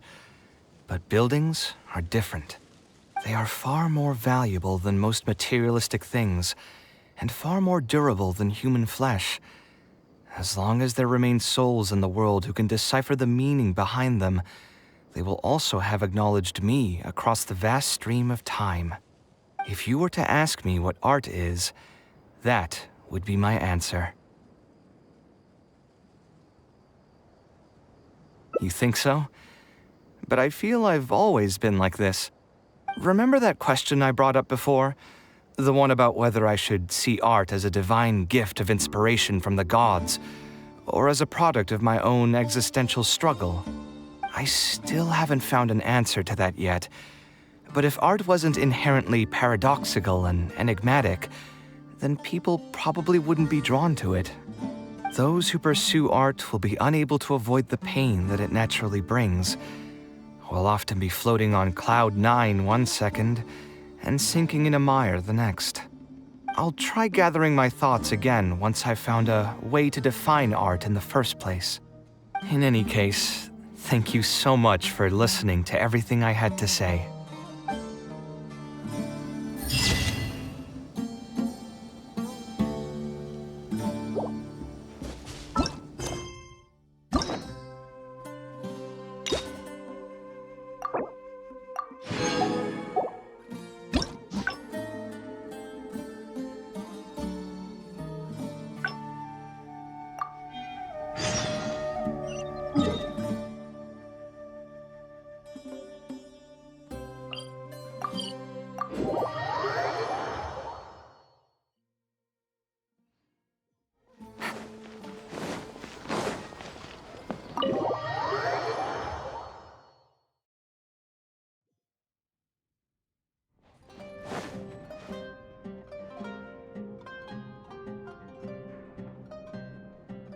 Taking this commission was truly the worst decision.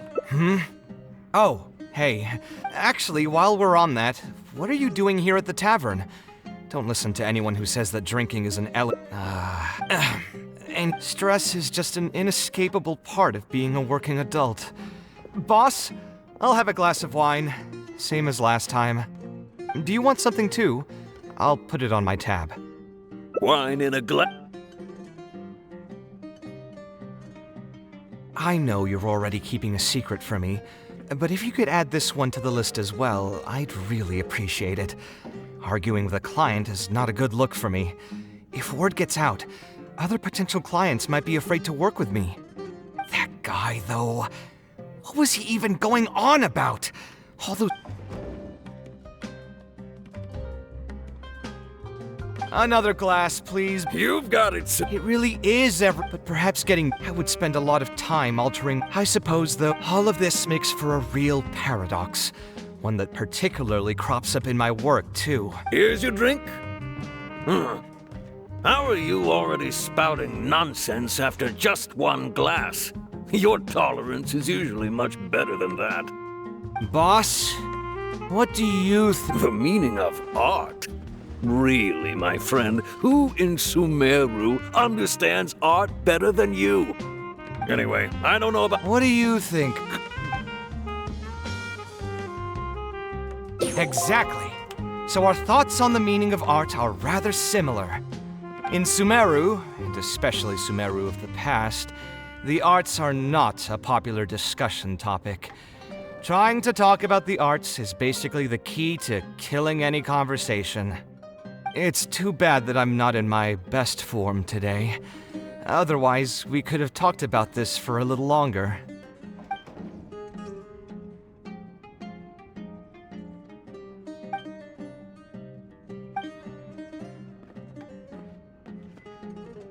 Sounds great to me. I don't even want to... A different career. I see. That's not a bad idea. I think I've heard a saying somewhere before. 80% of a working adult's woes are due to not having enough mora in the bank. It's just a saying, of course, but even I will admit that my life would be a lot better if I could make additional mora. And if I want to make mora, I should finish that ridiculous commission. But I really can't find it in me to go back and talk to him right now. Hold on. I just remembered that I used to have a senior classmate by the name of Alkami. If memory serves me right, he's no longer taking private commissions, but he's still doing pretty well for himself. Maybe I'll be able to get some advice from him. Yeah, I should get on this right away. No more wine for me today. I'll grab the bill and be on my way.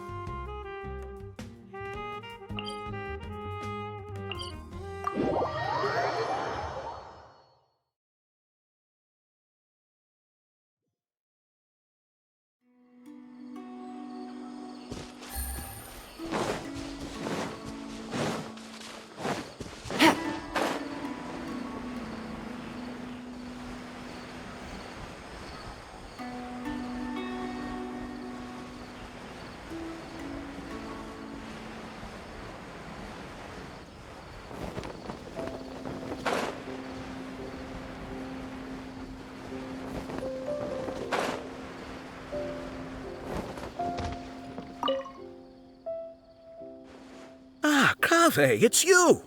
It's been a while. What have you been up to recently? Yeah, it's been a long time, Alkami.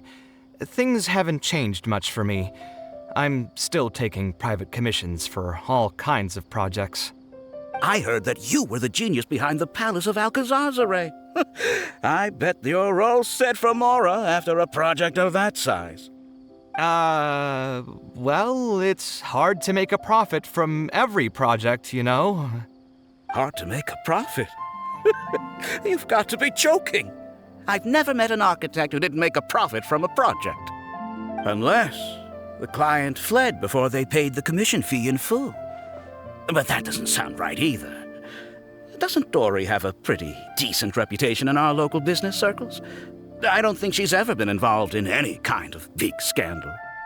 Well, about that. I mean, it was complicated. I understand. Either way, doing one project after another sure gets exhausting over the years, huh?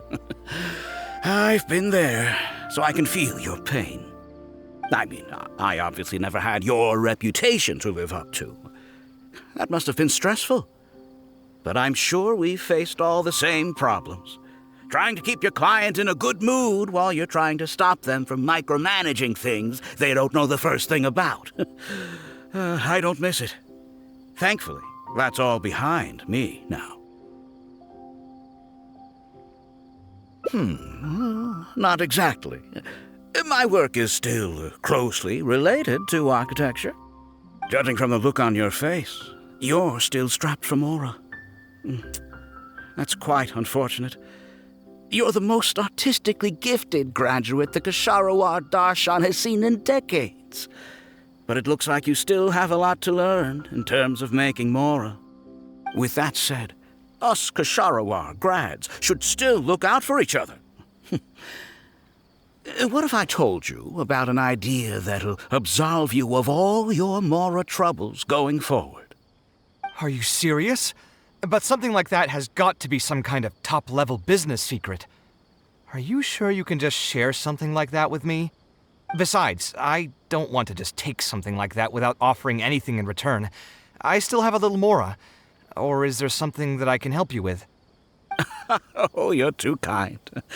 This is just a simple tip. Even if I didn't bring it up, I'm sure you'd hear it from the others sooner or later. The idea is this.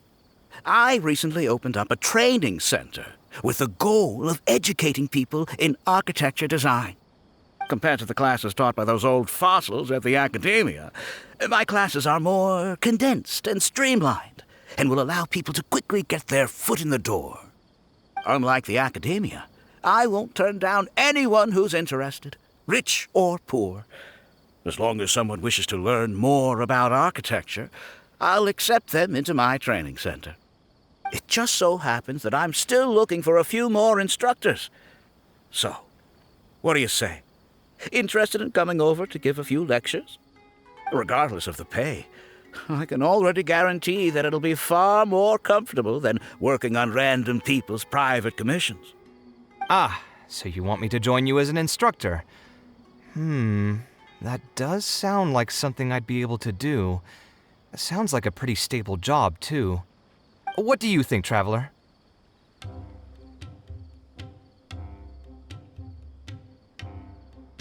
Then it's a deal? Yes, it's a deal. Thank you, Alkami. Like I said, there's no need to thank me for this. The lecture room is not far from here, so you can just come straight here tomorrow morning. As for the pay, how about we start at 300,000 Mora per lecture? 300,000? Are you serious? How could you offer so much? It would seem that you're still oblivious to your own economic worth. 300,000 is nothing compared to the prestige of having the Light of Ksharawar as one of my instructors. 300,000 is also just the base rate. Just trust me on this. The longer you stick with me, the more you'll come to understand your true value in the market. I have to go make some preparations now. See you tomorrow. I was never particularly close with Alkami when we were in school. Who would have thought that he'd be so nice and friendly? I've hosted free lectures before, but this would be my first time being hired to lecture for a formal business. 300,000 Mora per lecture. Whew. I'm so excited that I'm starting to get nervous. Thanks so much. I think I will be able to relax a bit more with a friend in the audience. Now, what should I talk about tomorrow? Some lessons I've learned over the past few years? I should probably save those for later. For my first lecture, I should start by getting them more interested in the field. All right, let's meet here again tomorrow morning. I should hurry home and create some kind of lesson plan. If I'm going to become an instructor, I should make sure I show up prepared.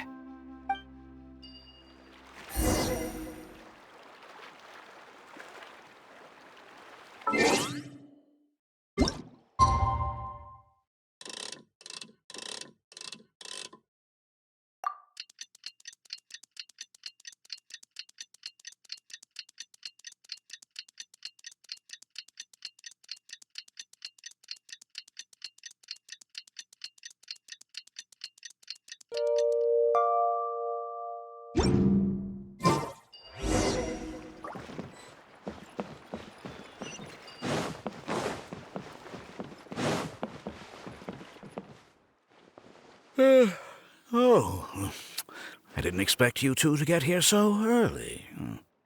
I was up last night preparing for the lecture, but I ended up getting so excited that I couldn't fall asleep. Here, I've prepared a lesson plan. Do you want to take a look? Lesson plan? Ah, I must commend you for your dedication. But the training center has already developed its own set of teaching materials. Instead of using your own plan, you can just use what we have here. Of course, you're always welcome to work in some of your own content to add some fun and flavor. Sure, be my guest.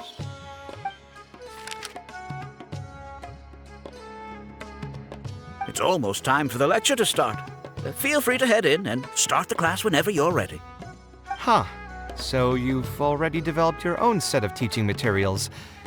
Seems like I won't need the stuff I've prepared after all. Anyway, shouldn't be a problem. I'll just go ahead and use your materials. There's something else I want to ask, though. This isn't going to be a large class, is it? No need to stress. There are only 20 people in this class. There are 14 classes at my training center. Out of all of them, the first class has the best grades, so I've directed them to you. We'll see how well they take to your lectures. 20 people, huh? All right. I think I can handle that. Oh, and one last thing. In the interest of keeping a quiet learning space, only instructors and students are allowed in the classroom when class is in session.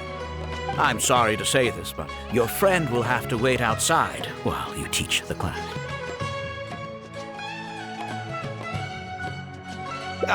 Sorry about that. I'll meet you at the door when the class is over then.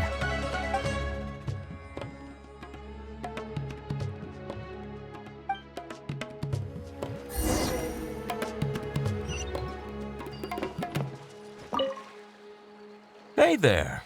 Can I help you?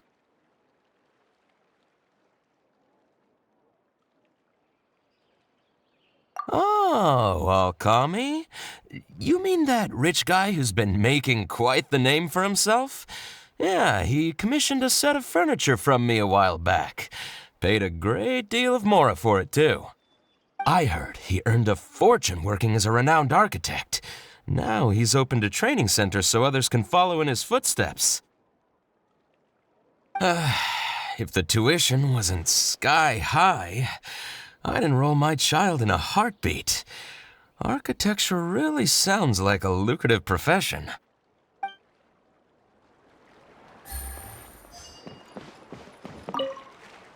Did you hear? Alkami recruited Kaveh to be an instructor. I bet that'll boost his enrollment numbers. Really makes you jealous, eh? If you think about it, Alkami was never that talented himself as an architect. If we're just talking about professional skill, no one would pay for a class with him. That's true, but you've got to admit, his advertisements are really effective. After all, the academia only admits those that can pass its entrance exam, so only a few people could hope to study architecture in the halls of the Kasharwar. For those who can't pass the exam, or who just want to jump straight into the industry, the training center is the best bang for the mora. Man, to have that kind of business acumen.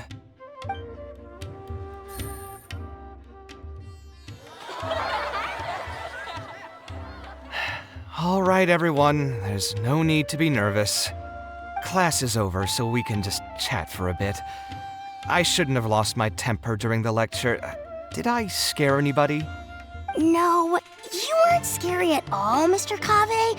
We were just a bit lost and didn't get what you were talking about. Oh, don't get me started. I was trying to use Alkami's materials, so I flipped through some pages and gave them a closer look. The more I read, the more upset I became.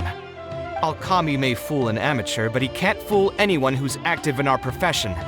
The materials he made are completely useless for teaching real architecture.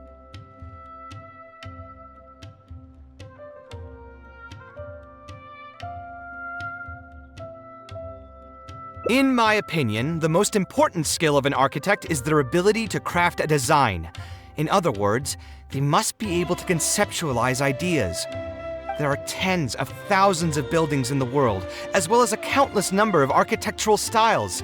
Some designs emphasize aesthetics, while others prioritize practicality. The architects who can critically evaluate the quality and fit of different designs are those who can come up with great designs of their own. But you won't get any of that from the teaching materials they're using here. All these students are doing in class is rote memorization of existing designs. They are learning nothing about the underlying principles. How can they expect to become real architects?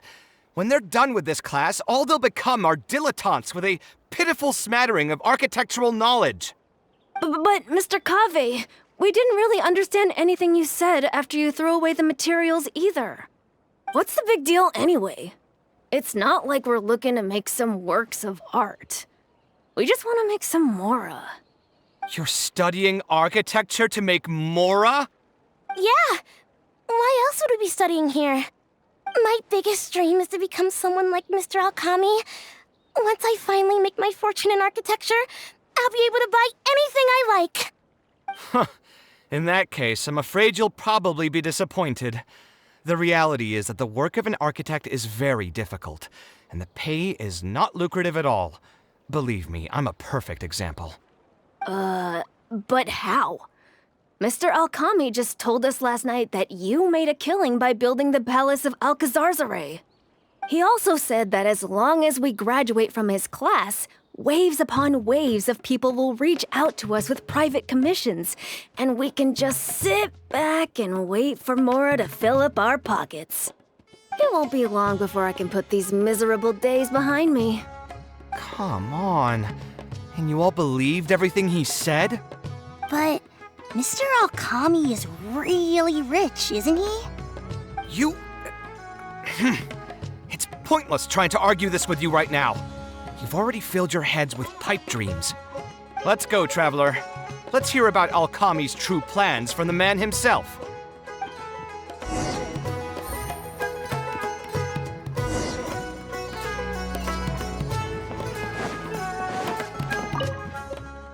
What's wrong, Kaveh? You look quite flustered. Did one of my students offend you? Were the students not astute enough for your liking? I must implore you to go a bit easier on them. After all, they're nothing like the genius scholars you're used to dealing with at the academia.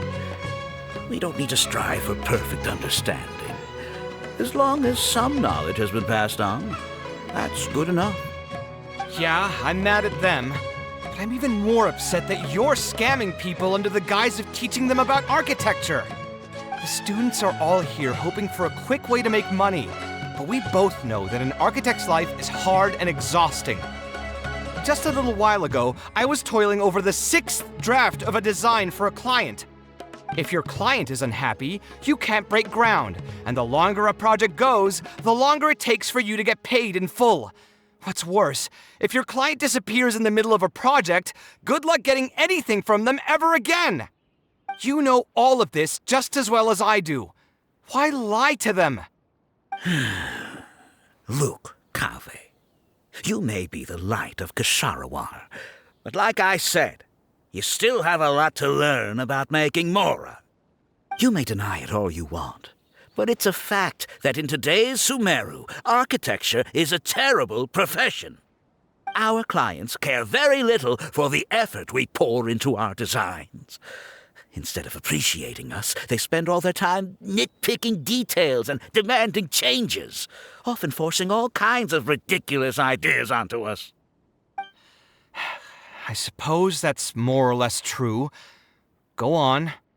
Why should we cling on to a profession that's difficult and unrewarding? If the field is dying, then a person who still wants to make a good living will just have to change their strategy. If it's near impossible to make money as an architect, then why not just establish a training center and train other people to become architects in our stead? Wait, how does that make any sense? Aren't you just leading them into the same trap? We are already stuck, my friend. The more people we can lead into this pit and stack as padding beneath our feet, the more comfortable our lives will be. That's right. Making money as an architect is a slow and agonizing process.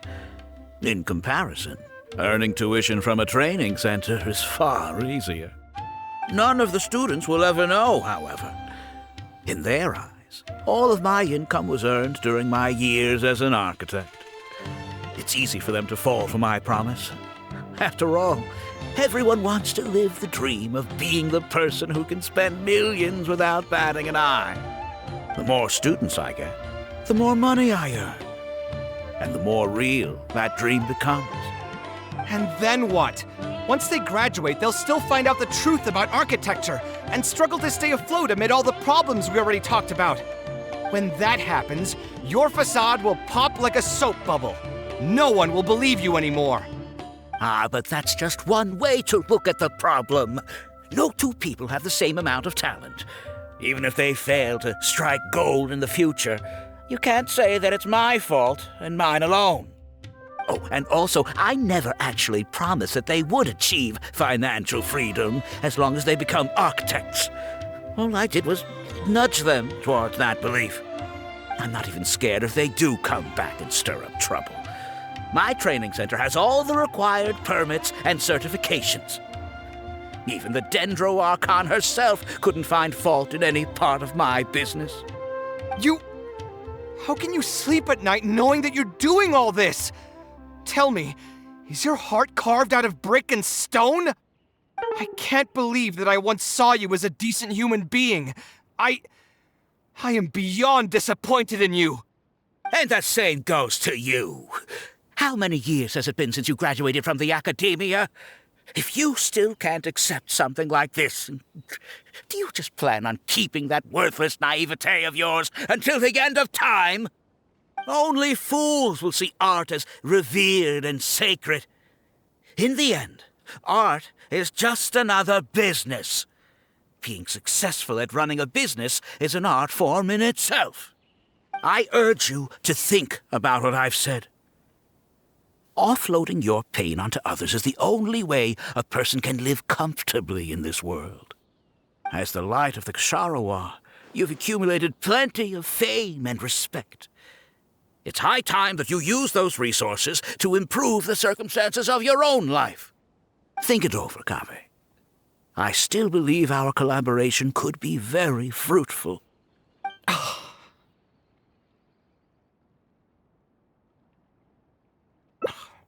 I'm so mad, I feel a headache coming on. There's nothing more I can say to him. I'll resign from my position as instructor.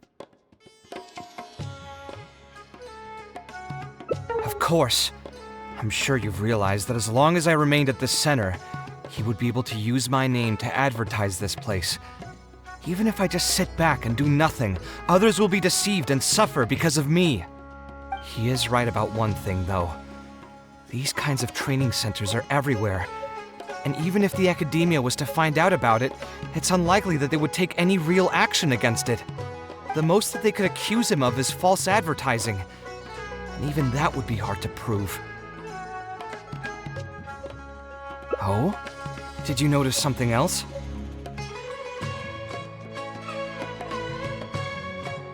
Yeah, you've got a point.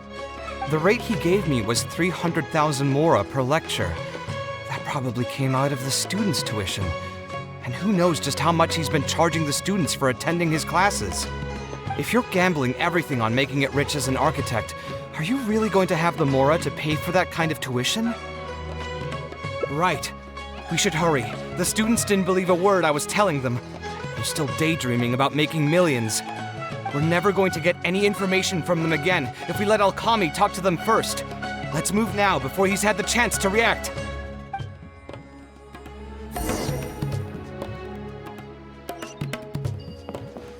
Take it easy. Oh, Mr. Kaveh? What are you doing back here? Class finished a while ago, but you're still here. Why haven't you gone home? I wanted to stay for a little longer. I'm still thinking about everything you taught during the class. Even though a lot of it went right over my head, I still thought the houses you drew were really pretty. Of course they were. All the examples I drew were world-famous landmarks. Each one was the magnum opus of a celebrated architect. It's a good thing that you could recognize them for their beauty. The accumulation of knowledge is the first step to artistic expression. Instead of rote memorization, you should try to relate and to understand, and after that, try to resonate with the work. Resonate? Yes. When I first got into architecture, there were many things about it that I couldn't understand at all. I would find a building to be beautiful, but have no idea what made it so good. And for most people, just being able to admire a building is enough. To become a good architect, however, you must also learn to assess and appraise. Going from admiration to assessment will take a lot of time and specialized knowledge, and I'm afraid that some superficial speed training won't be enough to take you there. Just as I thought. Becoming an architect won't be as easy as Mr. Alkami made it out to be, right? I'm sorry. I'm not trying to crush your dreams. All I want to tell you is that an architect's life is not as carefree and easy as others may make it out to be. I understand. Thank you for telling me the truth, Mr. Kaveh. I think I'll still stay here for the time being, though, since my family still hasn't paid everything off.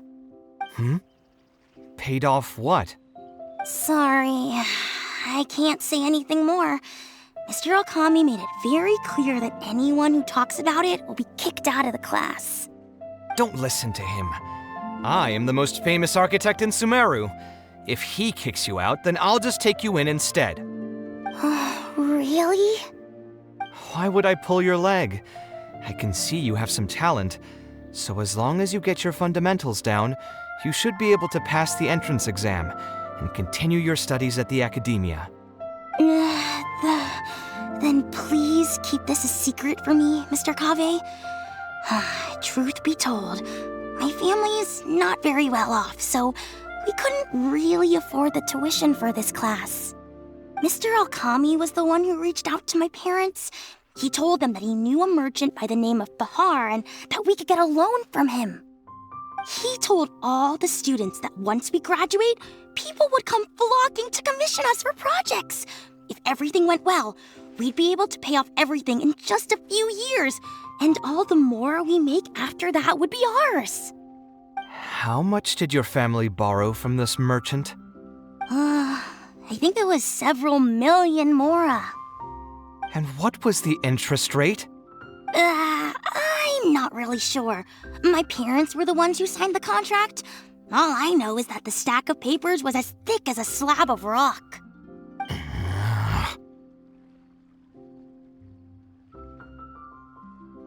Yeah, I have a bad feeling too. Something about the whole thing feels dastardly familiar. We need to find that merchant to confirm. But if we were to confront him right now, there's no way he'd admit to anything. Good idea. Hey, tell me, do you know where we'd be able to find this merchant? We last saw him on the north shore of Port Ormos. Who knows if he's still in that area, though. Well, it'd still be worth taking a look. Architecture... No. The arts shouldn't be used as bait for a scam. We need to do something before the students' lives are ruined even further.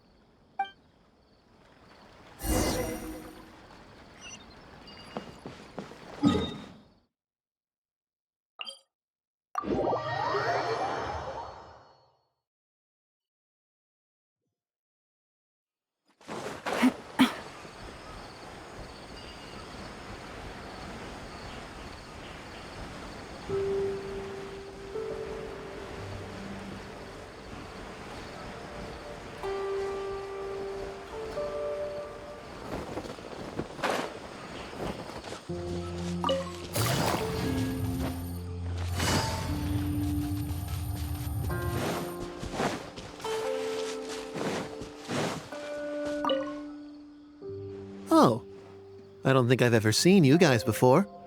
Here for business? You're Fahar, right? Yes. May I ask who introduced you? Alkami. My friend here wants to enroll in his architecture class, but they're a bit short on money. Alkami told us you're the man to go to in this kind of situation.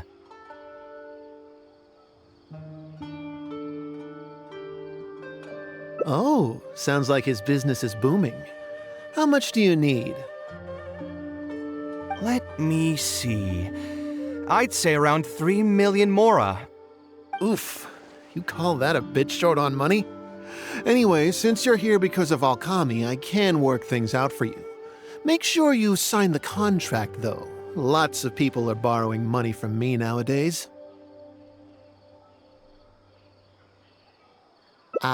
Here you go. Don't worry, there's nothing particularly unusual about it. All you need to do is pay back the loan in full within 3 years. And what if they won't be able to pay it back? What do you mean, won't be able to pay it back? Once you graduate from Alchemy's place, you'll be making millions of mora a year. Easy! At that point, paying this off will be a piece of cake. And even if you were to run into some difficulties and need to delay the installments, it's no big deal. We're all reasonable people here. If you can't pay quickly, you can just pay it back over a longer period. All that would change is your interest rates would get a little higher. It's hard work running a business. If we're taking risks to supply you with mora, it's only fair that you take on a bit of the financial risk as well. Anyway, there's no point in tying yourself in knots over the contract. With the way you're reading every single line, it's like you're worried you're about to get scammed out of your whole life savings. Why would I lie to you? Tons of students at Alchemy's place have signed the contract. Aren't they all doing pretty well for themselves? I just did some calculations in my head. When you say the interest will get a little higher, do you mean it'll get higher than 30%? Of course, the contract did a great job of trying to obfuscate that fact. It only listed the amount that you'll have to repay every day, which gives the false impression that the amount hasn't actually increased by all that much. If you actually do the math, however, it's clear that the amount you need to pay on interest alone will amount to hundreds of thousands of mora per year. Most people can't even make that much mora in a year. Your greed really knows no bounds. Even my creditor doesn't dare to raise rates that high. Once a family signed on to a scheme like this, there's no getting out. What are you trying to say, huh? I figured something was off when 2 well-dressed people came looking for a loan. Think you got the better of me? Too many people are sticking their noses where they don't belong these days. Luckily for me, though, this is a pretty secluded spot. Hey, come out and teach these guys a lesson! Eremites? I've already fought off more than my fair share of them when I was working in the desert. There are only a few of them, so they shouldn't pose much of a threat. Marak, you're up! Feeling lucky today? One with nature. Gotcha.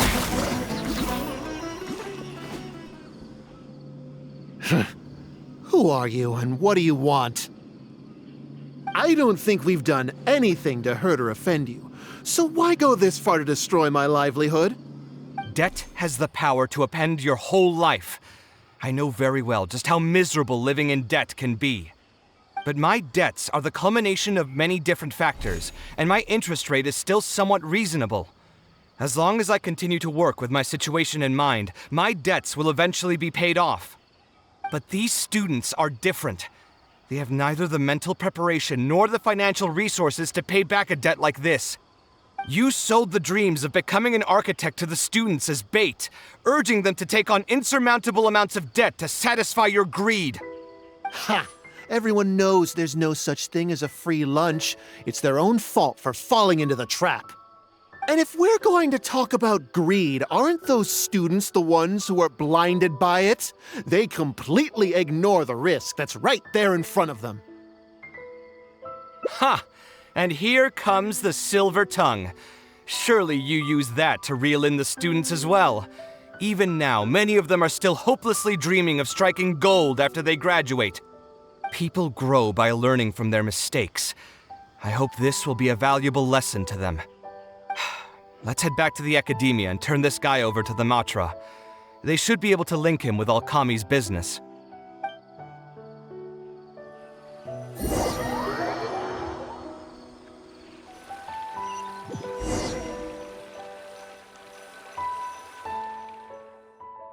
Sino?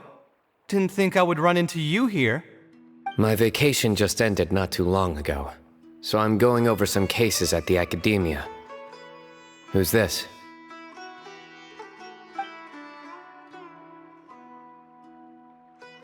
I see. Charging an interest rate over 30% indeed constitutes a crime.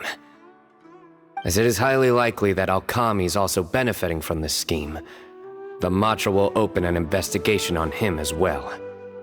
The training center will be closed until further notice.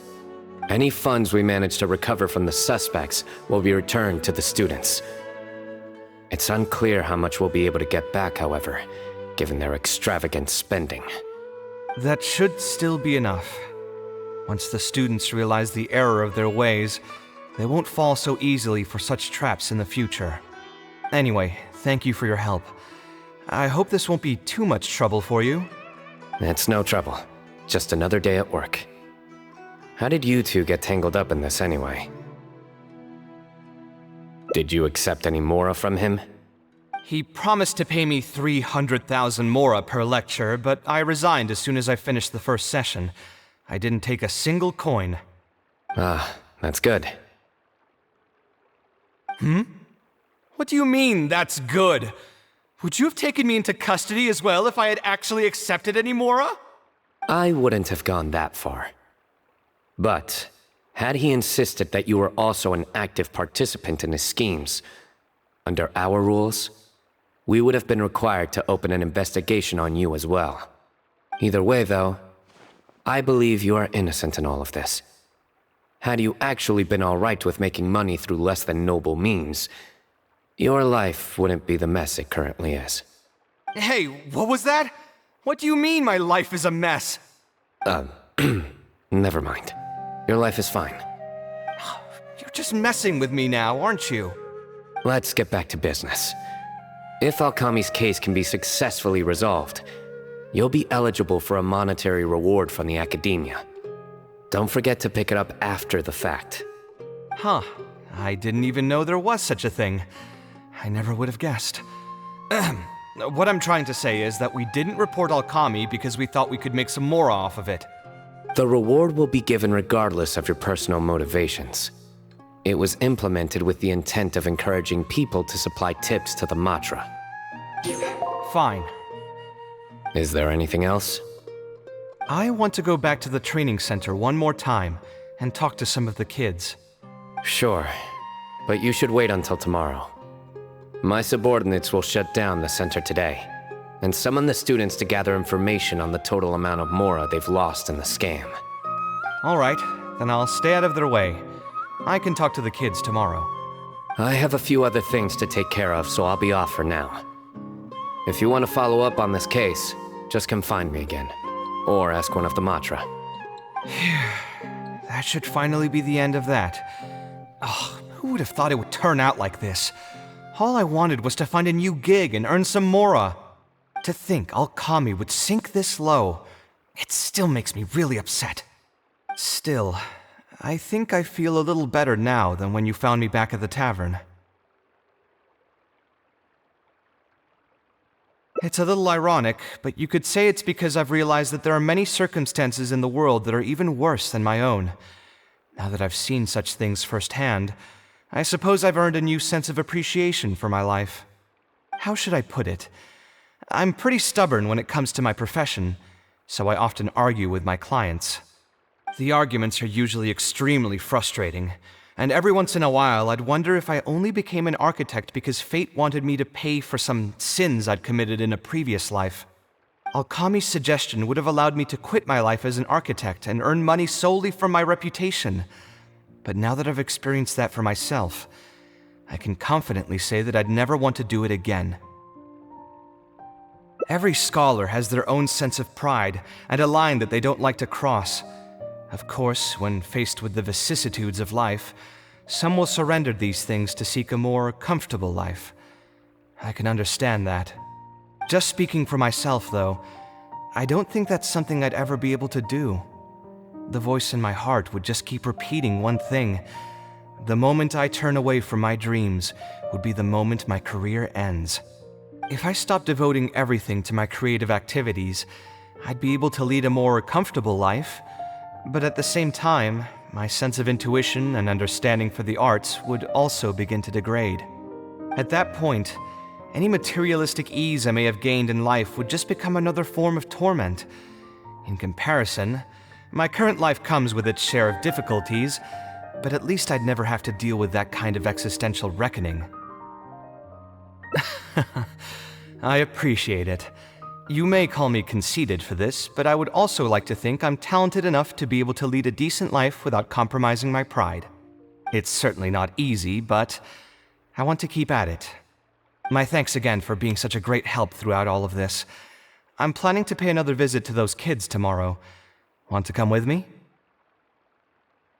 All right, I'll see you tomorrow then. Get some good rest.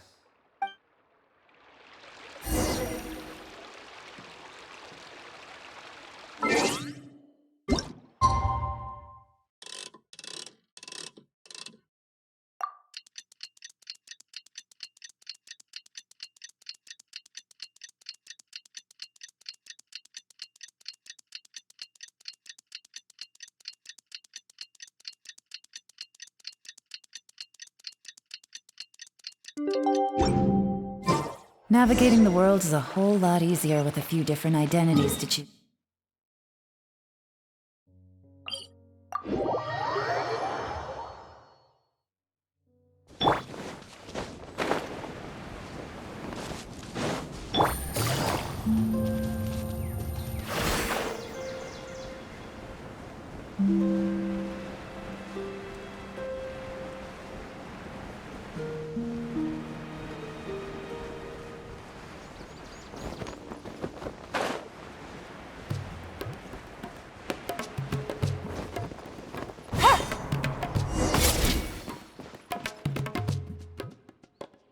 Never would have guessed Mr. Alkami was a scammer. The training center has been shut down, and the Matra have promised to return some of our tuition. But we've already spent so much time on this class. What should we do next? Mr. Kaveh said we can keep working on our fundamentals and try to get into the academia. Ha! Easier said than done. If it was easier to get into the academia, none of us would have signed up for the class in the first place. Only the best of the best can get into the academia studying on their own.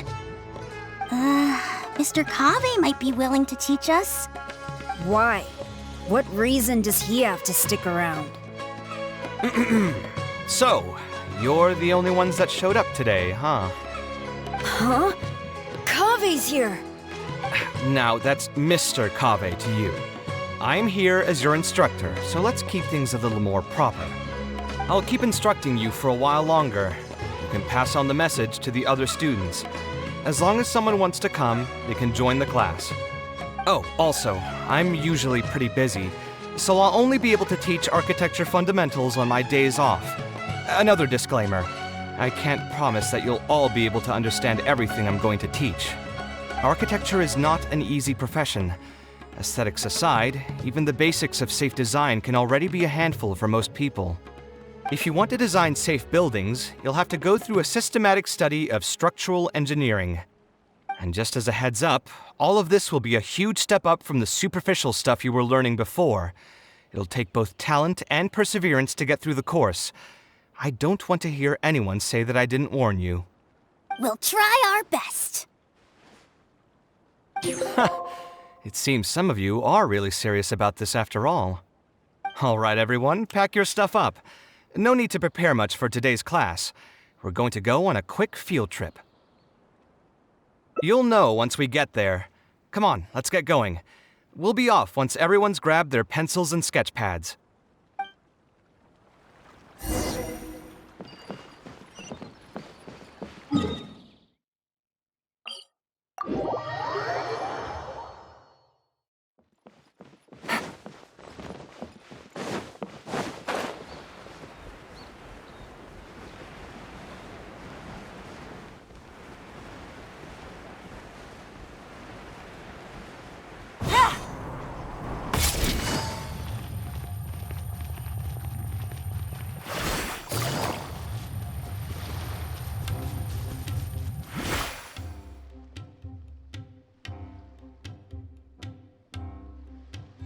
This lighthouse has been around for a long time, and I handled its renovations when I first graduated from the academia.